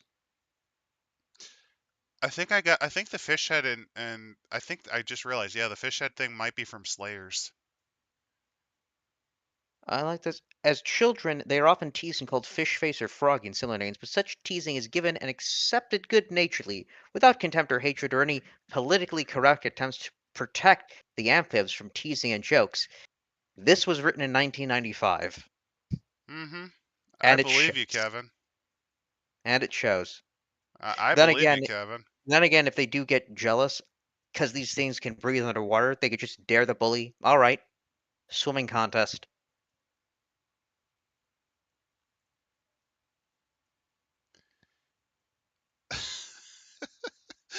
Oh man, this one amphib art is just. How do I Photoshop without Photoshopping? Just giant fish face, and I'm Just pretty sure he's shove he's a the Chad. hyper-realistic fish head on a human body. I'm pretty sure he's just a Chad. Gets all the ladies. No, you can't just slap two pieces of art together and call it done. Yes. Also, I'm pretty sure that's from a different thing, because why the fuck would it have a dagger? Oh, I think I know where it's from. It's from the South America book, I think. Maybe. Because remember, Then we Kevin kind of has a habit of turning areas known for their archaeological history and indigenous behavior very ooga booga, so to speak.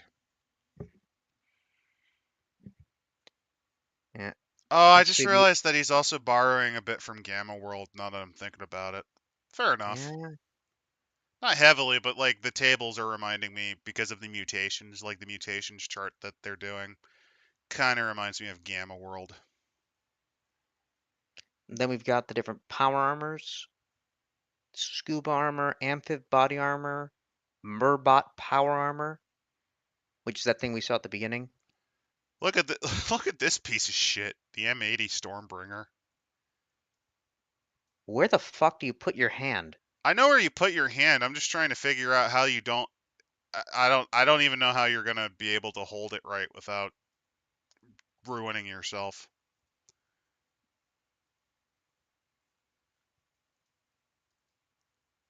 The amphib body armor actually kind of reminds me of deep sea dive. That's just deep sea diving armor in general. There's the mermaid power armor. This is like one of the best things that Kevin made. And I think those legs can actually transform, so it can walk on land. So is the head of this thing actually a camera and not your actual head? Because it has a bit of a Rob Liefeld effect here. Actually, I just realized I think it might have been traced. I think this might have been traced over of a Rob Liefeld art. Because I've seen this pose. I've seen this exact pose before.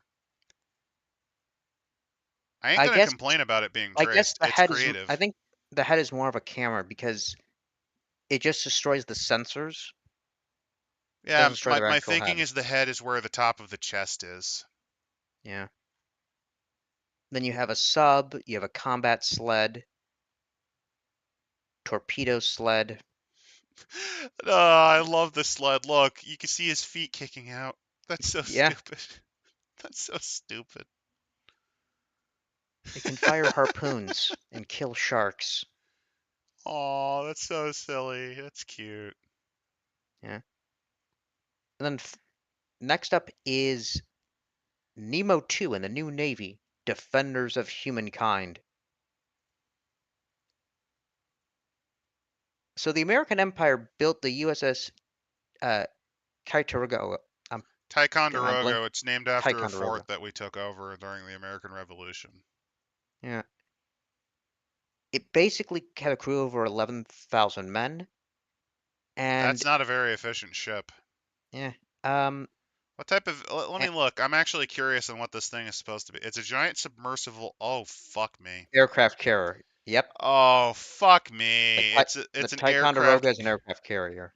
No, it's an aircraft sub. It's an aircraft Yeah, carrier sub. yeah. Impossible bullshit. Let's go. It's not even impossible, it's impractical in terms of budgeting. But this is the future, damn it. I mean, the problem is here's the reason why. Okay, so I have to nitpick this. I know this is the rule of cool, but I have to. I have to. So we did experiment with actually making submarines that could release aircraft like that. The reason we stopped doing that is because it took so much time to actually set up. It took so much space. The aircraft parts took up so much space, and every opening you add in a sub is something you have to worry about in terms of water seeping in, especially as you go through deeper layers of water. Oh, hello, Supreme Commander Forged Alliance. Yeah, that also.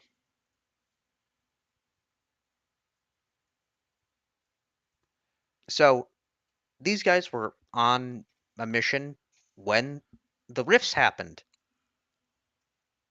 and they then survived.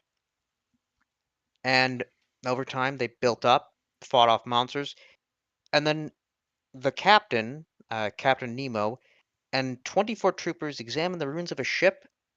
A rift opens up, and two of their members get swallowed by it, but the rest of them are bathed in strange energies. Turns out they're now supermen. They're immortal. They have MDC, uh, and they can breathe underwater and travel at, I think, like 4,000 feet below sea level. Eh, the concept's cool, but like, I think my problem is this is just 20,000 leagues under the sea. Yes, given the name. This is just one big 20,000 leagues under the sea shitpost.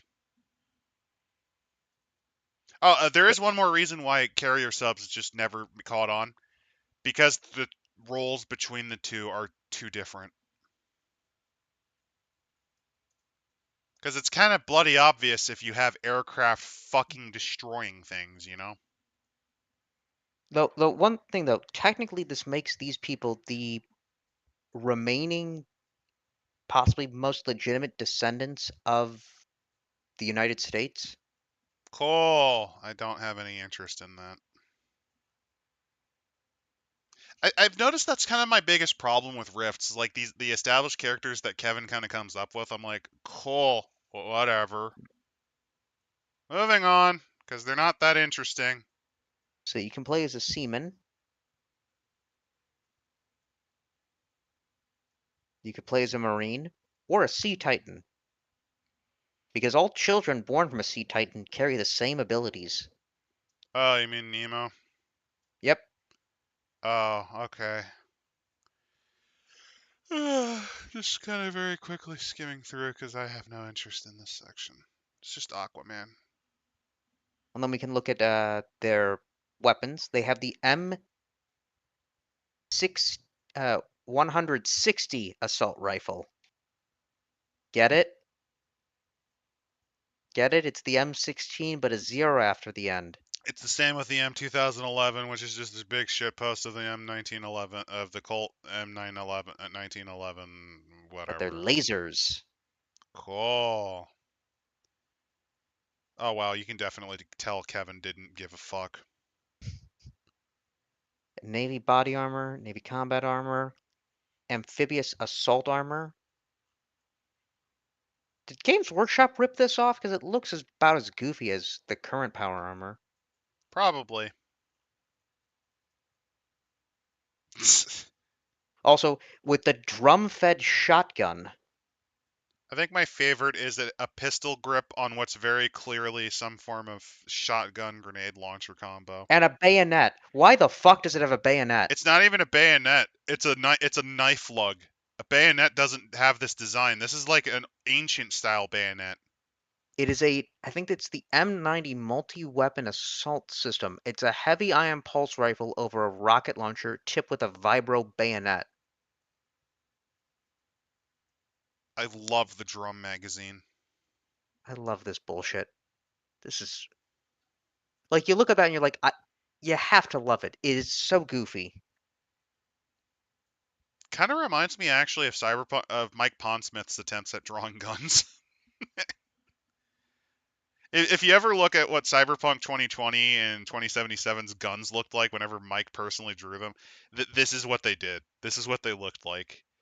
People could Bayonet. not gun back in the day. Then you have the Merovingian amphibious tank. A You have the French emoji. a French design. Yeah, because we'd totally use the Leclerc, Kevin. Come on, pal. Hey, maybe the French learned stopped using metric. We'd be more likely to buy Leopards or Challengers than the fucking Leclerc. And no, it's not due to any anti-France bullshit. It's legitimately, it's just. Even then, it wouldn't be an amphibious tank. It'd be an IFV. No, that's the Emojima class. MIV combat troop transport. That's just a traced version of. That's just traced version of a hovercraft or a PT boat. Then we have a VTOL jet fighter. What the fuck? It's based on the Harrier jump jet. Oh, that's real? VTOL is an actual term. It's an attempt to I make a it's an attempt to make a fighter plane that can take off on as short of a runway as possible. The first successful take on that was actually the British Harrier jump. It was known as the jump jet because it could basically do a weird arcing upward. It burns fuel like a motherfucker, but they did quite well during well, they did relatively well during the Falklands just because they're not as good as land-based stuff, but they could outfight the Argentinian Mirages because they were more well, as obsolete, if not more well so. the well the good news in this setting, it's nuclear. It's just a fucking vertibird, man. Uh, and Squirrel Killer. Yeah, I've seen Bethesda's gun making, but there's the fucking knife stuck at the end of this missile launcher. See, what happened is Kevin doesn't know how to draw a gun and he's okay with it. He kind of made it look what in the way he thought was cool, but in reality it was embarrassing. But when you pair it with the what the fuck power armor that this dude is wearing, it balances out. Like, it's clear Kevin was going for rule of cool. Bethesda, it just gave up.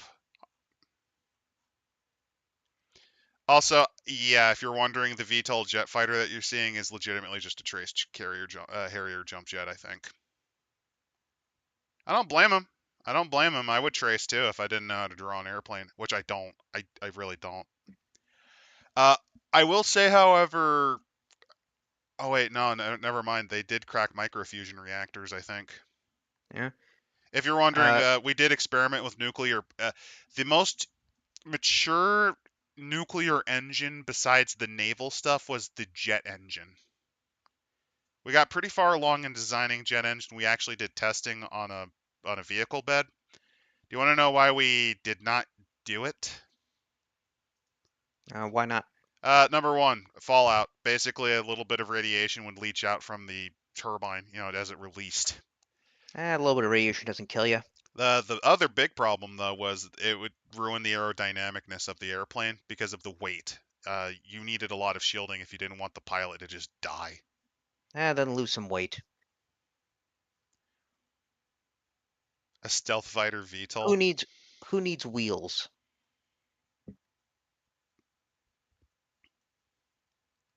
Just get the pilot up in the air and well, just don't make it come down.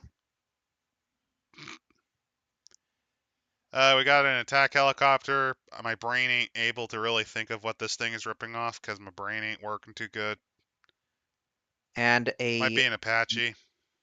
and a manta ray, a multi-environment attack ship. It is an combination airplane fighter and mini submarine. By the way, you can definitely tell when Kevin or the artist that he had commissioned for, you can tell when they traced an actual piece of military kit and then when they had the bullshit on the fly. You can kind of tell, can't you?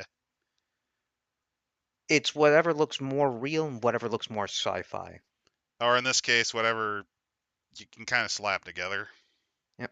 Then there's the submarine and the submarine carrier, the kite, Oh Ticonderoga. no, they fell for the problem of what happened. Okay, so weird fact. Did you know that submarines originally? Actually, no. This should be pretty aerodynamic. The only thing that's going to fuck it up is the cannon, which is clearly based on the Surcouf. So I'm being a bit of a okay. So submarines originally had a keel, like a ship, because it was thought it would help cut through the water. What happened though is they eventually figured out it was better just to make it a fucking sphere. I don't know if this is more aerodynamically efficient than like a blobby, than like if it was just a big circle in the front. But it does look good. I gotta give it credit. This does feel like an actual submarine that I'd see get designed. Maybe not the cannon because the design ethos of this vessel is more like a Cold War era sub. But yeah, it feels like a real sub. Although if you told me this was an aircraft carrier, I wouldn't fucking believe you. This doesn't look like an aircraft carrier at all. No, that's not the I'm just aircraft going to be carrier. blunt.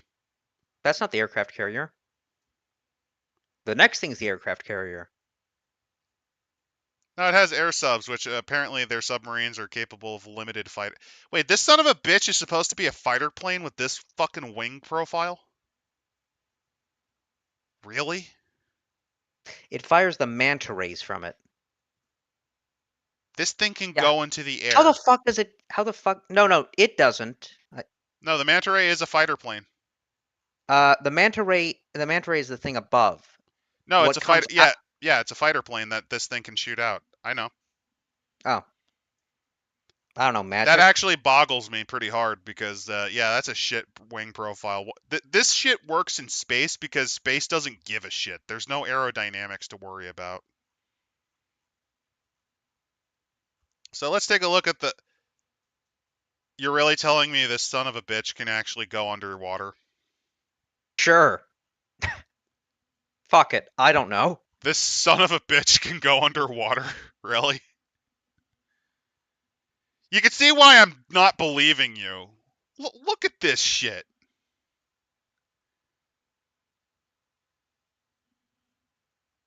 It's like the unholy love child of a Nimitz and a torpedo.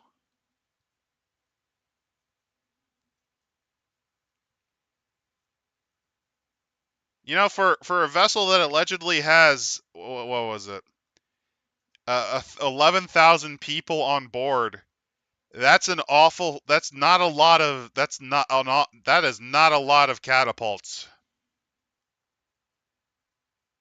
There are not a lot of catapults to release aircraft on this son of a bitch. Also, there are no safe ways to land. I imagine there's flight protocols, but like there's the main runway and then these weird side runways that make no sense. It's the 90s. Look at the size of the goddamn catapults where you actually really no, look at the size of the goddamn lifts. I also like that it still has the American flag on it. I think my favorite thing about this is if you actually release this thing into the water, you'd flood the city that you built it in. Not even kidding. So the because of how stupidly big this stupid thing is, I'm basing it on the Japanese battle sisters, the Nagato class, Nagato and Yamato, which were these huge fuck off battleships. When they were released from their naval yard, it actually caused a flood in the town that they were built in because it displaced so much water when they were done. Like when it I left the dry docks, it actually flooded the town. I think it does tell us that in humanity we love really big things. You know, you could have built like two or three better things than this. But could they be bigger? I think my problem with it is that the aesthetic is wrong. For what they're going for, the aesthetic is just wrong. Well, how would I design it? Well, I would just probably give it like, you see the three catapults in the front? Taper that and kind of make it like that. Also, don't have the side bridge. Uh, Fun fact, carriers don't actually need this tower. This is just a command bridge. You don't really need it. The Japanese were well known for making legitimately purely flat top carriers without this control bridge. Also, the arbitrary look at the size of the cannon that's on this side compared to what's there. My guess is they had to put that big fuck off cannon there just to counterbalance the other runway that was clearly added on afterwards as a retrieval model. it's the special one. Jesus Christ. By the way, It's for the special the plane. reason we had these on aircraft carriers originally was it was thought that they would also fight in the battle line. Not even kidding. First aircraft carriers actually had huge cannons on them, specifically because they were treated as cruisers and were thought to be part of the battle line. And their sole purpose outside of doing that was to send out recon planes. So, question: where would the recon planes land if this thing went under? Fuck you, die. Fuck you, die. That's how. Which country built those? Everyone. The United Okay, Kingdom, the U.S., France, Japan. The very first, it's mostly just because the original concept was wrong. so I can't blame it on one country. It's just legitimately the first aircraft carriers were designed wrong because we didn't really know how to build them. This is basically taking that and going, hey, you know what we should do? we should make that but worse in every way humanly possible. I'm nitpicking the fuck out of it because while he's trying to go for rule of cool, there's this part of my brain that goes, yeah, there's rule of cool, and then there's that don't make no fucking sense. You know what made more sense? The Trident submersible carrier. Why? Because they have hangars, and it's very clear the manta rays, at the very least, can kind of serve as short VTOL planes. Another method that you could do to make sense is you put like a little heliport on there. You know, like a little heliport where they can jump jet off. It's still not efficient. Jesus Christ.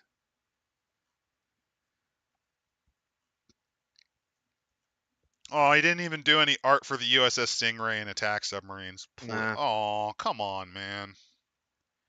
And then go through and give us examples of some seafaring vessels, some different wetsuits, but I want to move on then to page 144. This is where we get the Nautil civilization. Yeah, because there's a. Oh, here's the wetsuit. Looks like something I might see in a Mega Man RPG. Yeah, you got basic Mega Man, and here's Mega Man when she fuses with Rush. Because this is modern day Mega Man. Hey, look, it's Cold Man from Mega Man. Not Cold Man. Yeah, it was Cold Man from Mega Man 10. And here's the one that was banned from every country in the world. I do like the power armors though. These look good. Like I'm making fun of it by comparing it to Mega Man, but no, these genuinely look good.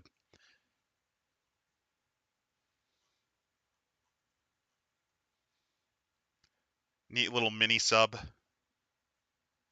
There we go. Here's the Nautilus. They look like something out of a Star Wars book. Yeah, I feel like they would be something you'd see in Star Wars. So they are, I think this is like, hey, this is my take on mind flayers, but they're not mind yeah, flayers, so don't sue me. they're like a techno wizardry enslaving race. They've got a base in the South Atlantic near Guinea, Africa. They fight the Lemurians. Their warrior culture.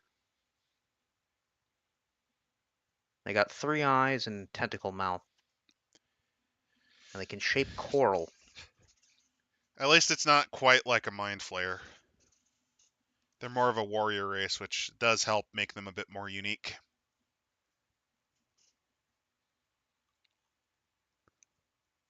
The ocean illithid's more violent. They have returned to Monkey. Oh, no, wouldn't be return to mollusk. Reject mind flayer. Return to mollusk.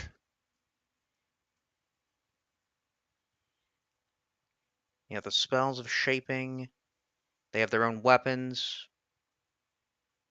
I think the problem I have whenever this is critical stuff. It's just I don't Dull. know. There's something. It's not how. It's just how it's framed. It's just. Like slapdash in a way. It's both slapdash but overly thought out. This needed Like, another you think round of like this should formatting. be in the beginning part, Oh like God, say no! the I think you should have at least had some of the monsters or something up there early to get attention. I do like their armor and their Now I realize what I think they remind me of. They remind me of the Masters of Orion race. They feel like something you'd play in Galactic Civilizations or something.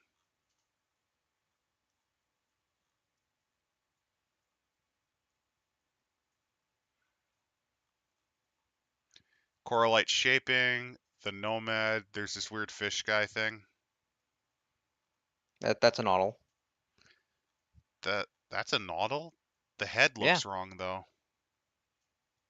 the one that's shaping the thing going. Oh, Oh no, no, I skipped to something else then. Yeah, I see that. Yeah, that's a. that's a crow lick or whatever the I will say tree-lock that Naudil's nomad. head just looks too big for its body though, and it looks wrong It, compared to other art references that they did. um, they apparently have an all-terrain vehicle that's got giant crab claws that called the Deathbringer. Sonic wand, sonic rifle, particle wave pistol, particle wave rifle. I mean, I'll give the Naudil this. Their weapons look fine.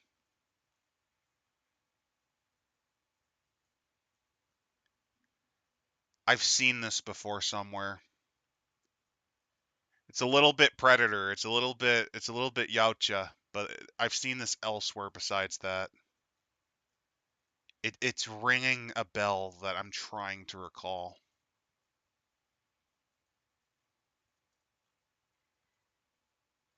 That's just straight up Whirlwind from fucking Marvel.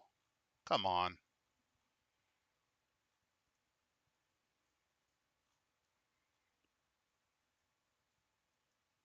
I like the giant enemy crab robot.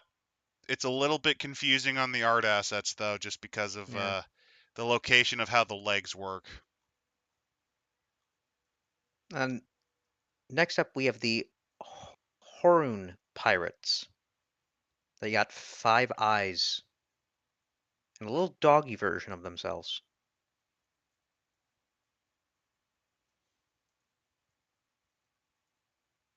It's really weird that he goes into such details about like just stuff they have.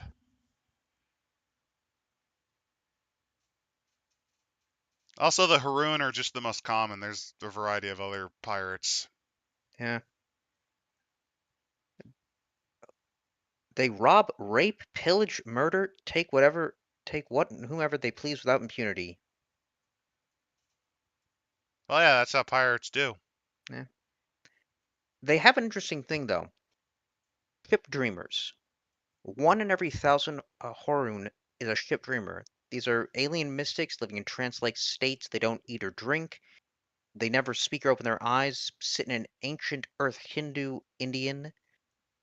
Legs and arms crossed, float 2 feet above the air, and a large mystic eye appears above them to defend them. They build their ships. Somehow they basically it seems like these ancient mystics are their engineers. I mean, they are because they're basically ooga booga chaos murder guys. They have no understanding of things. There's also the fact that if a psychic ever tries to probe their minds, they just fucking die. Or they just get horribly scarred for life.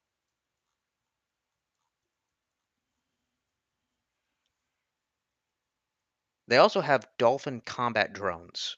It is a bipedal robot and like a mix between that and a land shark drone. That looks like a Sharktacon, kind of. They also oh, here's what they do. It requires to put a living dolphin into this creature or into this machine, and it then just follows orders. It's like the unholy love child of a Sharktacon and a Badnik from Sonic the Hedgehog. Though I realize this, some of them do break free and continue to fight against injustice. No, no, So no. I have to keep changing my description. Badnik combined with a Sharktacon combined with a Killican. I mean, yeah, it's basically it's a kill a can. But the thing is, This is now a dolphin that can operate on land. It is land dolphin. Oh, It yes. will get the hand job. You can't stop it now. It's RoboCop but with a dolphin. It is a robot. It's not a cop. Run away because it's a fucking dolphin. Oh, the shark That's one is just horrifying. That's good. Oh, dear Lord. That shark drone is good. That's whoever did that, kudos. That's the best thing I've ever seen. It has eyes in its goddamn chest too. Oh, this thing is mutilated. It's great. This is something. Now this is what I think of when I think of the horrors of the deep sea. Look at this shit. Oh, it's smooth, it's chrome, and it's a nightmare. I And fucking again, love it. they decided we're gonna put a shark into this, and it's gonna fight for us. My guess is since it has another set of eyes, it almost certainly has a secondary computerized intelligence to kind of drive it. Oh, also, here's the fun thing about these armors. They regenerate. You need to destroy the main body, otherwise it it just keeps regenerating. Its weapons, its limbs.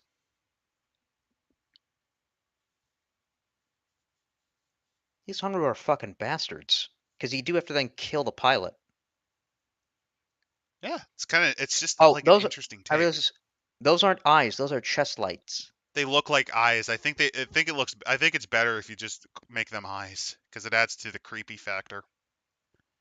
Yeah. Chest lights, that's Then fine, but I like them being eyes. yeah.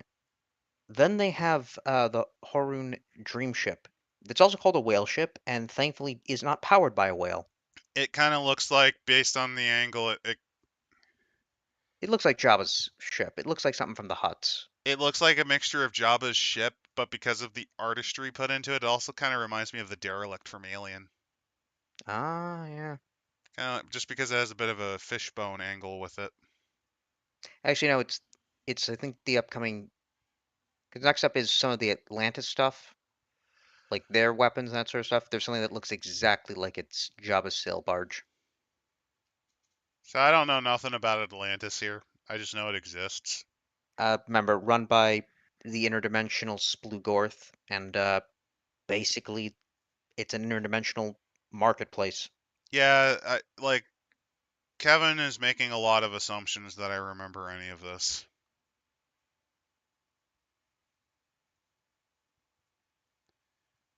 Gotta But love I do like the underwater idea. railguns. I do like the idea of Atlantis emerges. Oh, it's not the ancient Atlanteans. Some other race took it over and is running it as a fucking Hong Kong.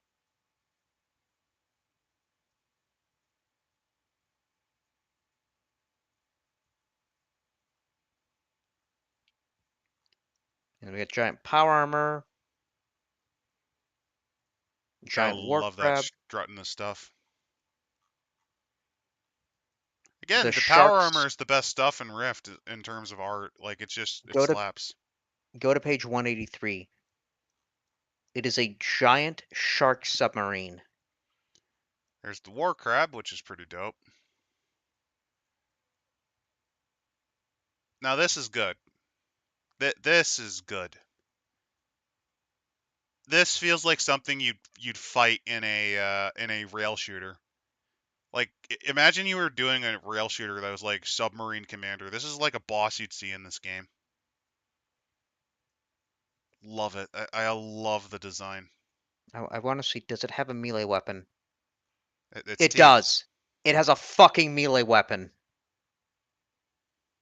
Its primary purpose is to bite into something and launch troops from it, but it does 2d6 times 100 mega damage.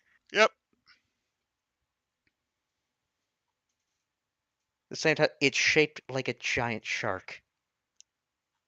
Is one of the better designs from this. And then there's the Splugorth Sea Skimmer, which is a magic arc, which it's on a two-page spread, but look at that. That looks like Jabba's palace. That is literally Jabba's palace. This is where you go. This is the ride you get right before the feds bust you for illicit deals with human trafficking.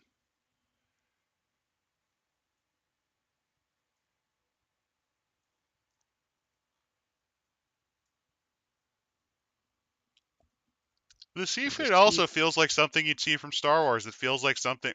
It's not quite the bongo, but it feels like something you might see. You might see on Naboo, on another honestly. water world. I can Like see I it get on like Naboo because it kind of has a bit of that Neapolitan kind of like Japanese vibe. Like this feels like something the Trade Federate. This is like Newt Gunray's personal yacht that he just weaponized.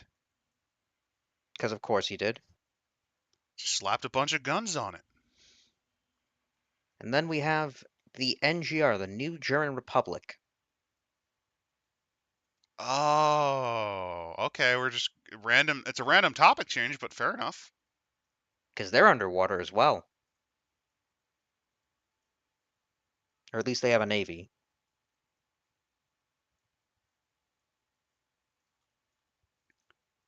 So they're working on underwater bionics, which is a type of cybernetic armor.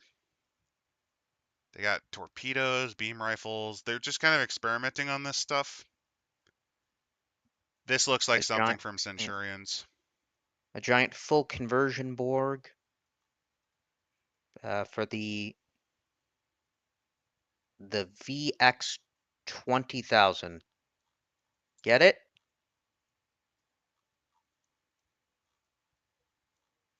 Yeah, I get it. It also does look like something from Robotech, straight up. What was the most recent Star Wars when this came out? This is before. This is around the time of the special editions. No, 95. Special Yeah, edition a few years later, but I could have swore. Oh yeah, um, 97. Yeah, if anything, he would have been inspired by Dark Empire. yeah. Remember, that was one of the World Devastators, and Palpatine coming back. Oh my God, they actually did it. The Mad Lads. That's Jetfire. The Holy X6000 crap, is that literally is. Jetfire. Kevin, Uh, Kevin, no, don't. he Harmony had the Gold. rights to it. He had the rights to it at the time. Yeah, but this could destroy him. Kevin, no. I think it's legally distinct enough. It It's isn't. got the giant Harmony tubes Gold on the would still back. sue him anyway. I think they did. They Not for this, but for Oh, they definitely would because it's Harmony Gold. There's a reason they went out of fucking business. I don't see. Oh, hey, here's another thing. We have an X6000. It's a transformable sub. It's a robot that can turn into a sub. Yeah, yeah, that's the Jetfire. What do we call it? A transformable. It's a Jetfire from Robotech. The Seamite mini submarine, the Seabat mini By submarine, the way, the Seabat is very clearly Big Row. What's the Big Row? It's a mobile armor from Gundam. It even has the extendy thingies. The only thing he added was a cockpit. the escort battleship, and the NGR Poseidon, another submersible carrier. It's one of the worst decisions you could ever do. It does look a little bit better, also because it also shoots out mechs instead of planes. Oh my God, this thing has a. Does it actually have what I think it does? I'm What, looking the at thing on the the back? escort battleship. Does it actually have what I think it fucking does? Yes, there is a bit of. No, but is it Uh, specifically designed to be a torpedo ram? It. Oh my fucking God! Of oh, course it does. oh, it does. Yes. Oh God. Okay, so I'm gonna complain about this too because I have to. So this is clearly rule of cool, but and it even has things that'd slow it down. What the fuck, my guy? So torpedo rams were a very brief period of time put onto ships because guess what? Ship moving at full speed could move faster than some torpedoes.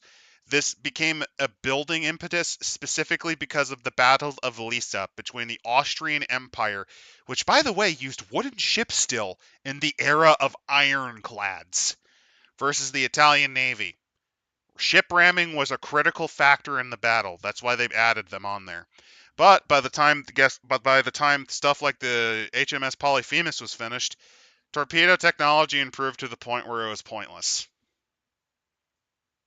Well, if you think about it in the Rifts world, you're fighting most likely giant sea monsters. The only one I saw that'd be big enough to merit actually using it though was on the Lord of the Deep though.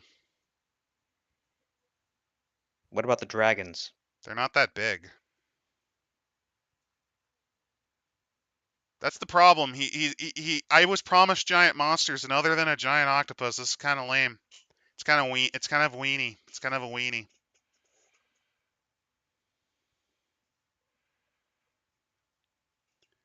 The ram is to slam into Cthulhu. It is. It's the Cthulhu protocol. But then look at that submersible carrier. Oh my God, this is more Robotech art that he just stole. Is it stealing if he had the license to it? Yes, because at any point Harmony Gold could sue him.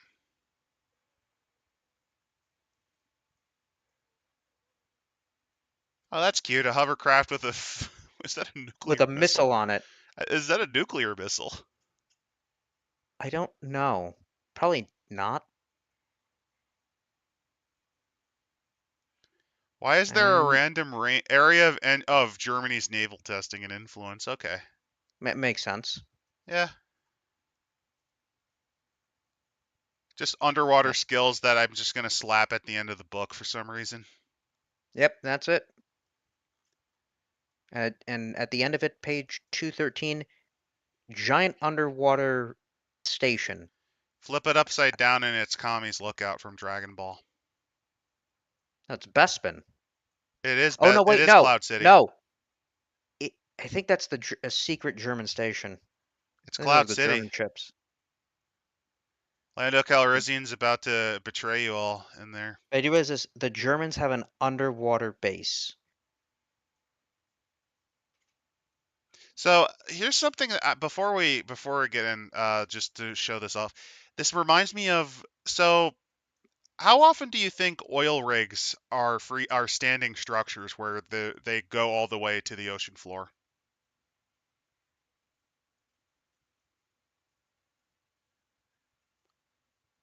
How often do you think we build rigs like that? I would assume not that much. Not often. What we instead do is we put these long little poles that go down below to put the center of gravity in the water low enough though so that it looks stationary and stable. You Oh then can shit, move it around. those things are moving? Yeah, you can move them around. The big thing you got to do is lay the piping, but basically after that you can also just cap off and cut off the pipe and move elsewhere. Yeah, you can move oil rigs. It's pretty neat. And that does finish the book. Yep. So So, how would you rate this? um, mid decent. I think my problem is that it has some neat ideas, and the basic concept of an adventure on the seas is always really fun. But I really can't. The biggest problem that I have with Rifts is its formatting is so bad. I It do think that the reason why they do this, I think the books are still very cheap. Well, yeah, no shit. It's just a case of it's still a pain in the ass to get through this stuff, though. Yeah, a nice border, some formatting would have been great, but I still have to say I have a soft spot for the setting. I It think the problem is it was cool in the 90s, but due to the advent of information, you could have done better. there's just Like something most homebrew, like you can do better.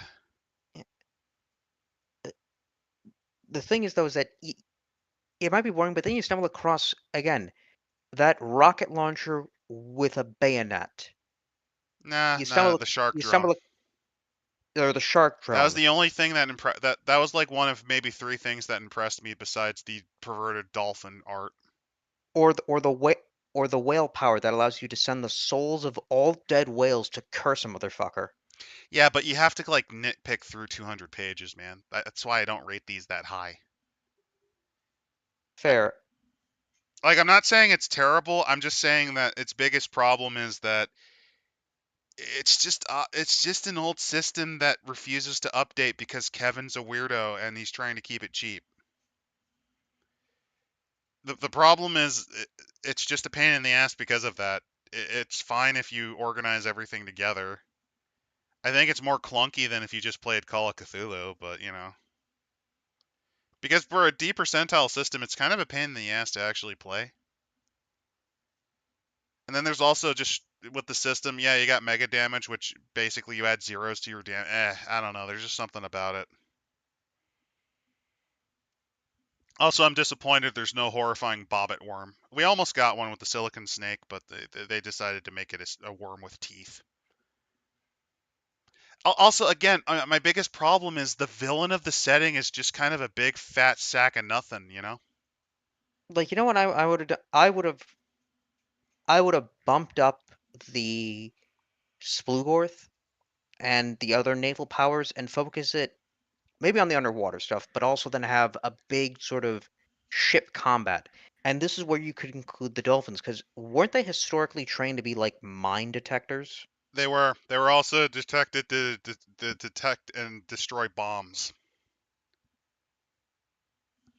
There you go. My biggest Dolphin. problem my biggest Wait, no. problem with the setting is that this setting is you have the makings of something cool, but because this was written in the 90s and Kevin refuses to update it besides the bare minimum, it you're missing stuff that you learn about now that's really cool. Also, he's just not as like yeah, sharks are cool. The shark drone is cool, but could you there's more fish than sharks, man. Do you want to like for example, giant groupers? Did you know giant groupers are well-known predators and they're big, fuck off, and powerful? No, I was not aware of that. They also are known for abusing humans to basically hunt for them because we also used to almost hunt them to extinction. I mean, admittedly, you can't really use the alligator gar, which is one of the more fucked up freshwater fish out there, but there's a variety of weird fish. And it's all the same boring sharks. You got no frilled sharks, no goblin sharks, no basking sharks, no giant filter feeders. You don't have horrifying. Well, I mean, leeches can't survive in salt water anyway. Oh, you know what? I thought a spell you could do: summon a horde of krill. Yeah, they don't got Or, that. You or don't got it's a flesh-eating krill. horde of like nanobot krill that just devour things down to the bone. There's no That's giant another. amoeba. Wait, no, There's, that's another thing. Giant necromantic skeleton whales. they don't do anything with that. They don't. And again, the biggest problem is the main antagonistic force, the Deep Lord, is boring. Shallow lord, more like it. Yeah, like the pirates, those crazy pirates, the five-eyed guys. They're more interesting than the Deep Lord was. I think that's the biggest problem. The NGR, the Germans, were more interesting than the Deep Lord. Yeah, if you could have just added some more creepiness to it, to the Lord of the Deep, probably would have been really good. Also, just more uniquely creepy creatures. They didn't even do anything with jellyfish. I don't know how to pronounce it. Nidarians, jellyfish. No, they did. They jellyfish human hybrids. That's it. You don't need that. Like, you know how horrifying jellyfish are? Ugh. Like, Uh, this is just disappointing. It's kind of disappointing. That's why I can't rate it higher than decent. you know what I realized is funny? This came out just before like SpongeBob. So I'm just imagining because I think you could do it with Rift. You could do then a crossover, SpongeBob versus the Lord of the Deep.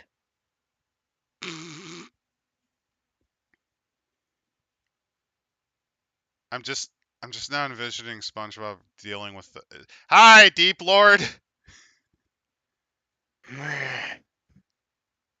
See, he's friendly. Rips off Patrick's head. Puts it on SpongeBob's head.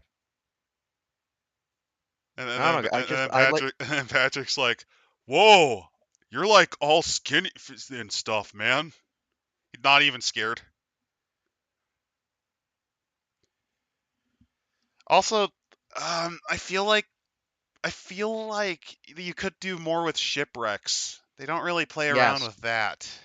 haunted shipwrecks, shipwrecked There's machines. no supernatural shit too. There's no ghost sailors or anything. Like, come on. You know, he did two South American books. He could have done a second Underseas book. I think it would have been better. So, Yeah, but then we like I said, wouldn't. all in all, for the time period, like in 1995, yeah, it's a perfectly good splat. I think it's one of the better ones that he's done since I've looked at a couple. It's just it aged like dog shit. It happens. Older games sometimes just age poorly. Combination of struggling to read through it because those generative chart tables, honestly, it would have been better if he just did it as a table. Would have been simpler, would have been quicker. That and just again, I feel like you could be more creative than what he was ultimately.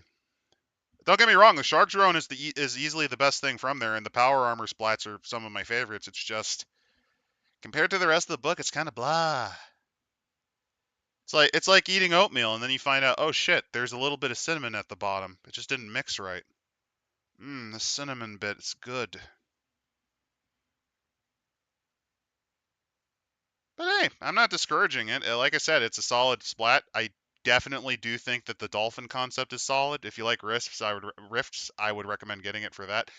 Also, I'd recommend getting it just for the power armor. Come on, don't you want dolphin power armor with fucking shotguns mounted to their chest? I know. Come on, who would think of that? There's a reason I'm still rating it decent, even if I kind of found it a bit wallpapery. So yeah, that's rifts. So we hope you. I guess hope you all enjoyed it, and figure out something for next week.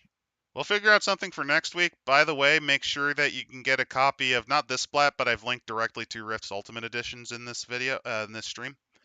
And also feel free to swing by our Discord. We talk about a bunch of random shit all the damn time. And we'll figure out what the hell to do next week. This was just kind of a something on the fly. Have a good night, and, maybe the giant tentacles won't get you. Or the bobbit worm. No one wants the bobbit worm.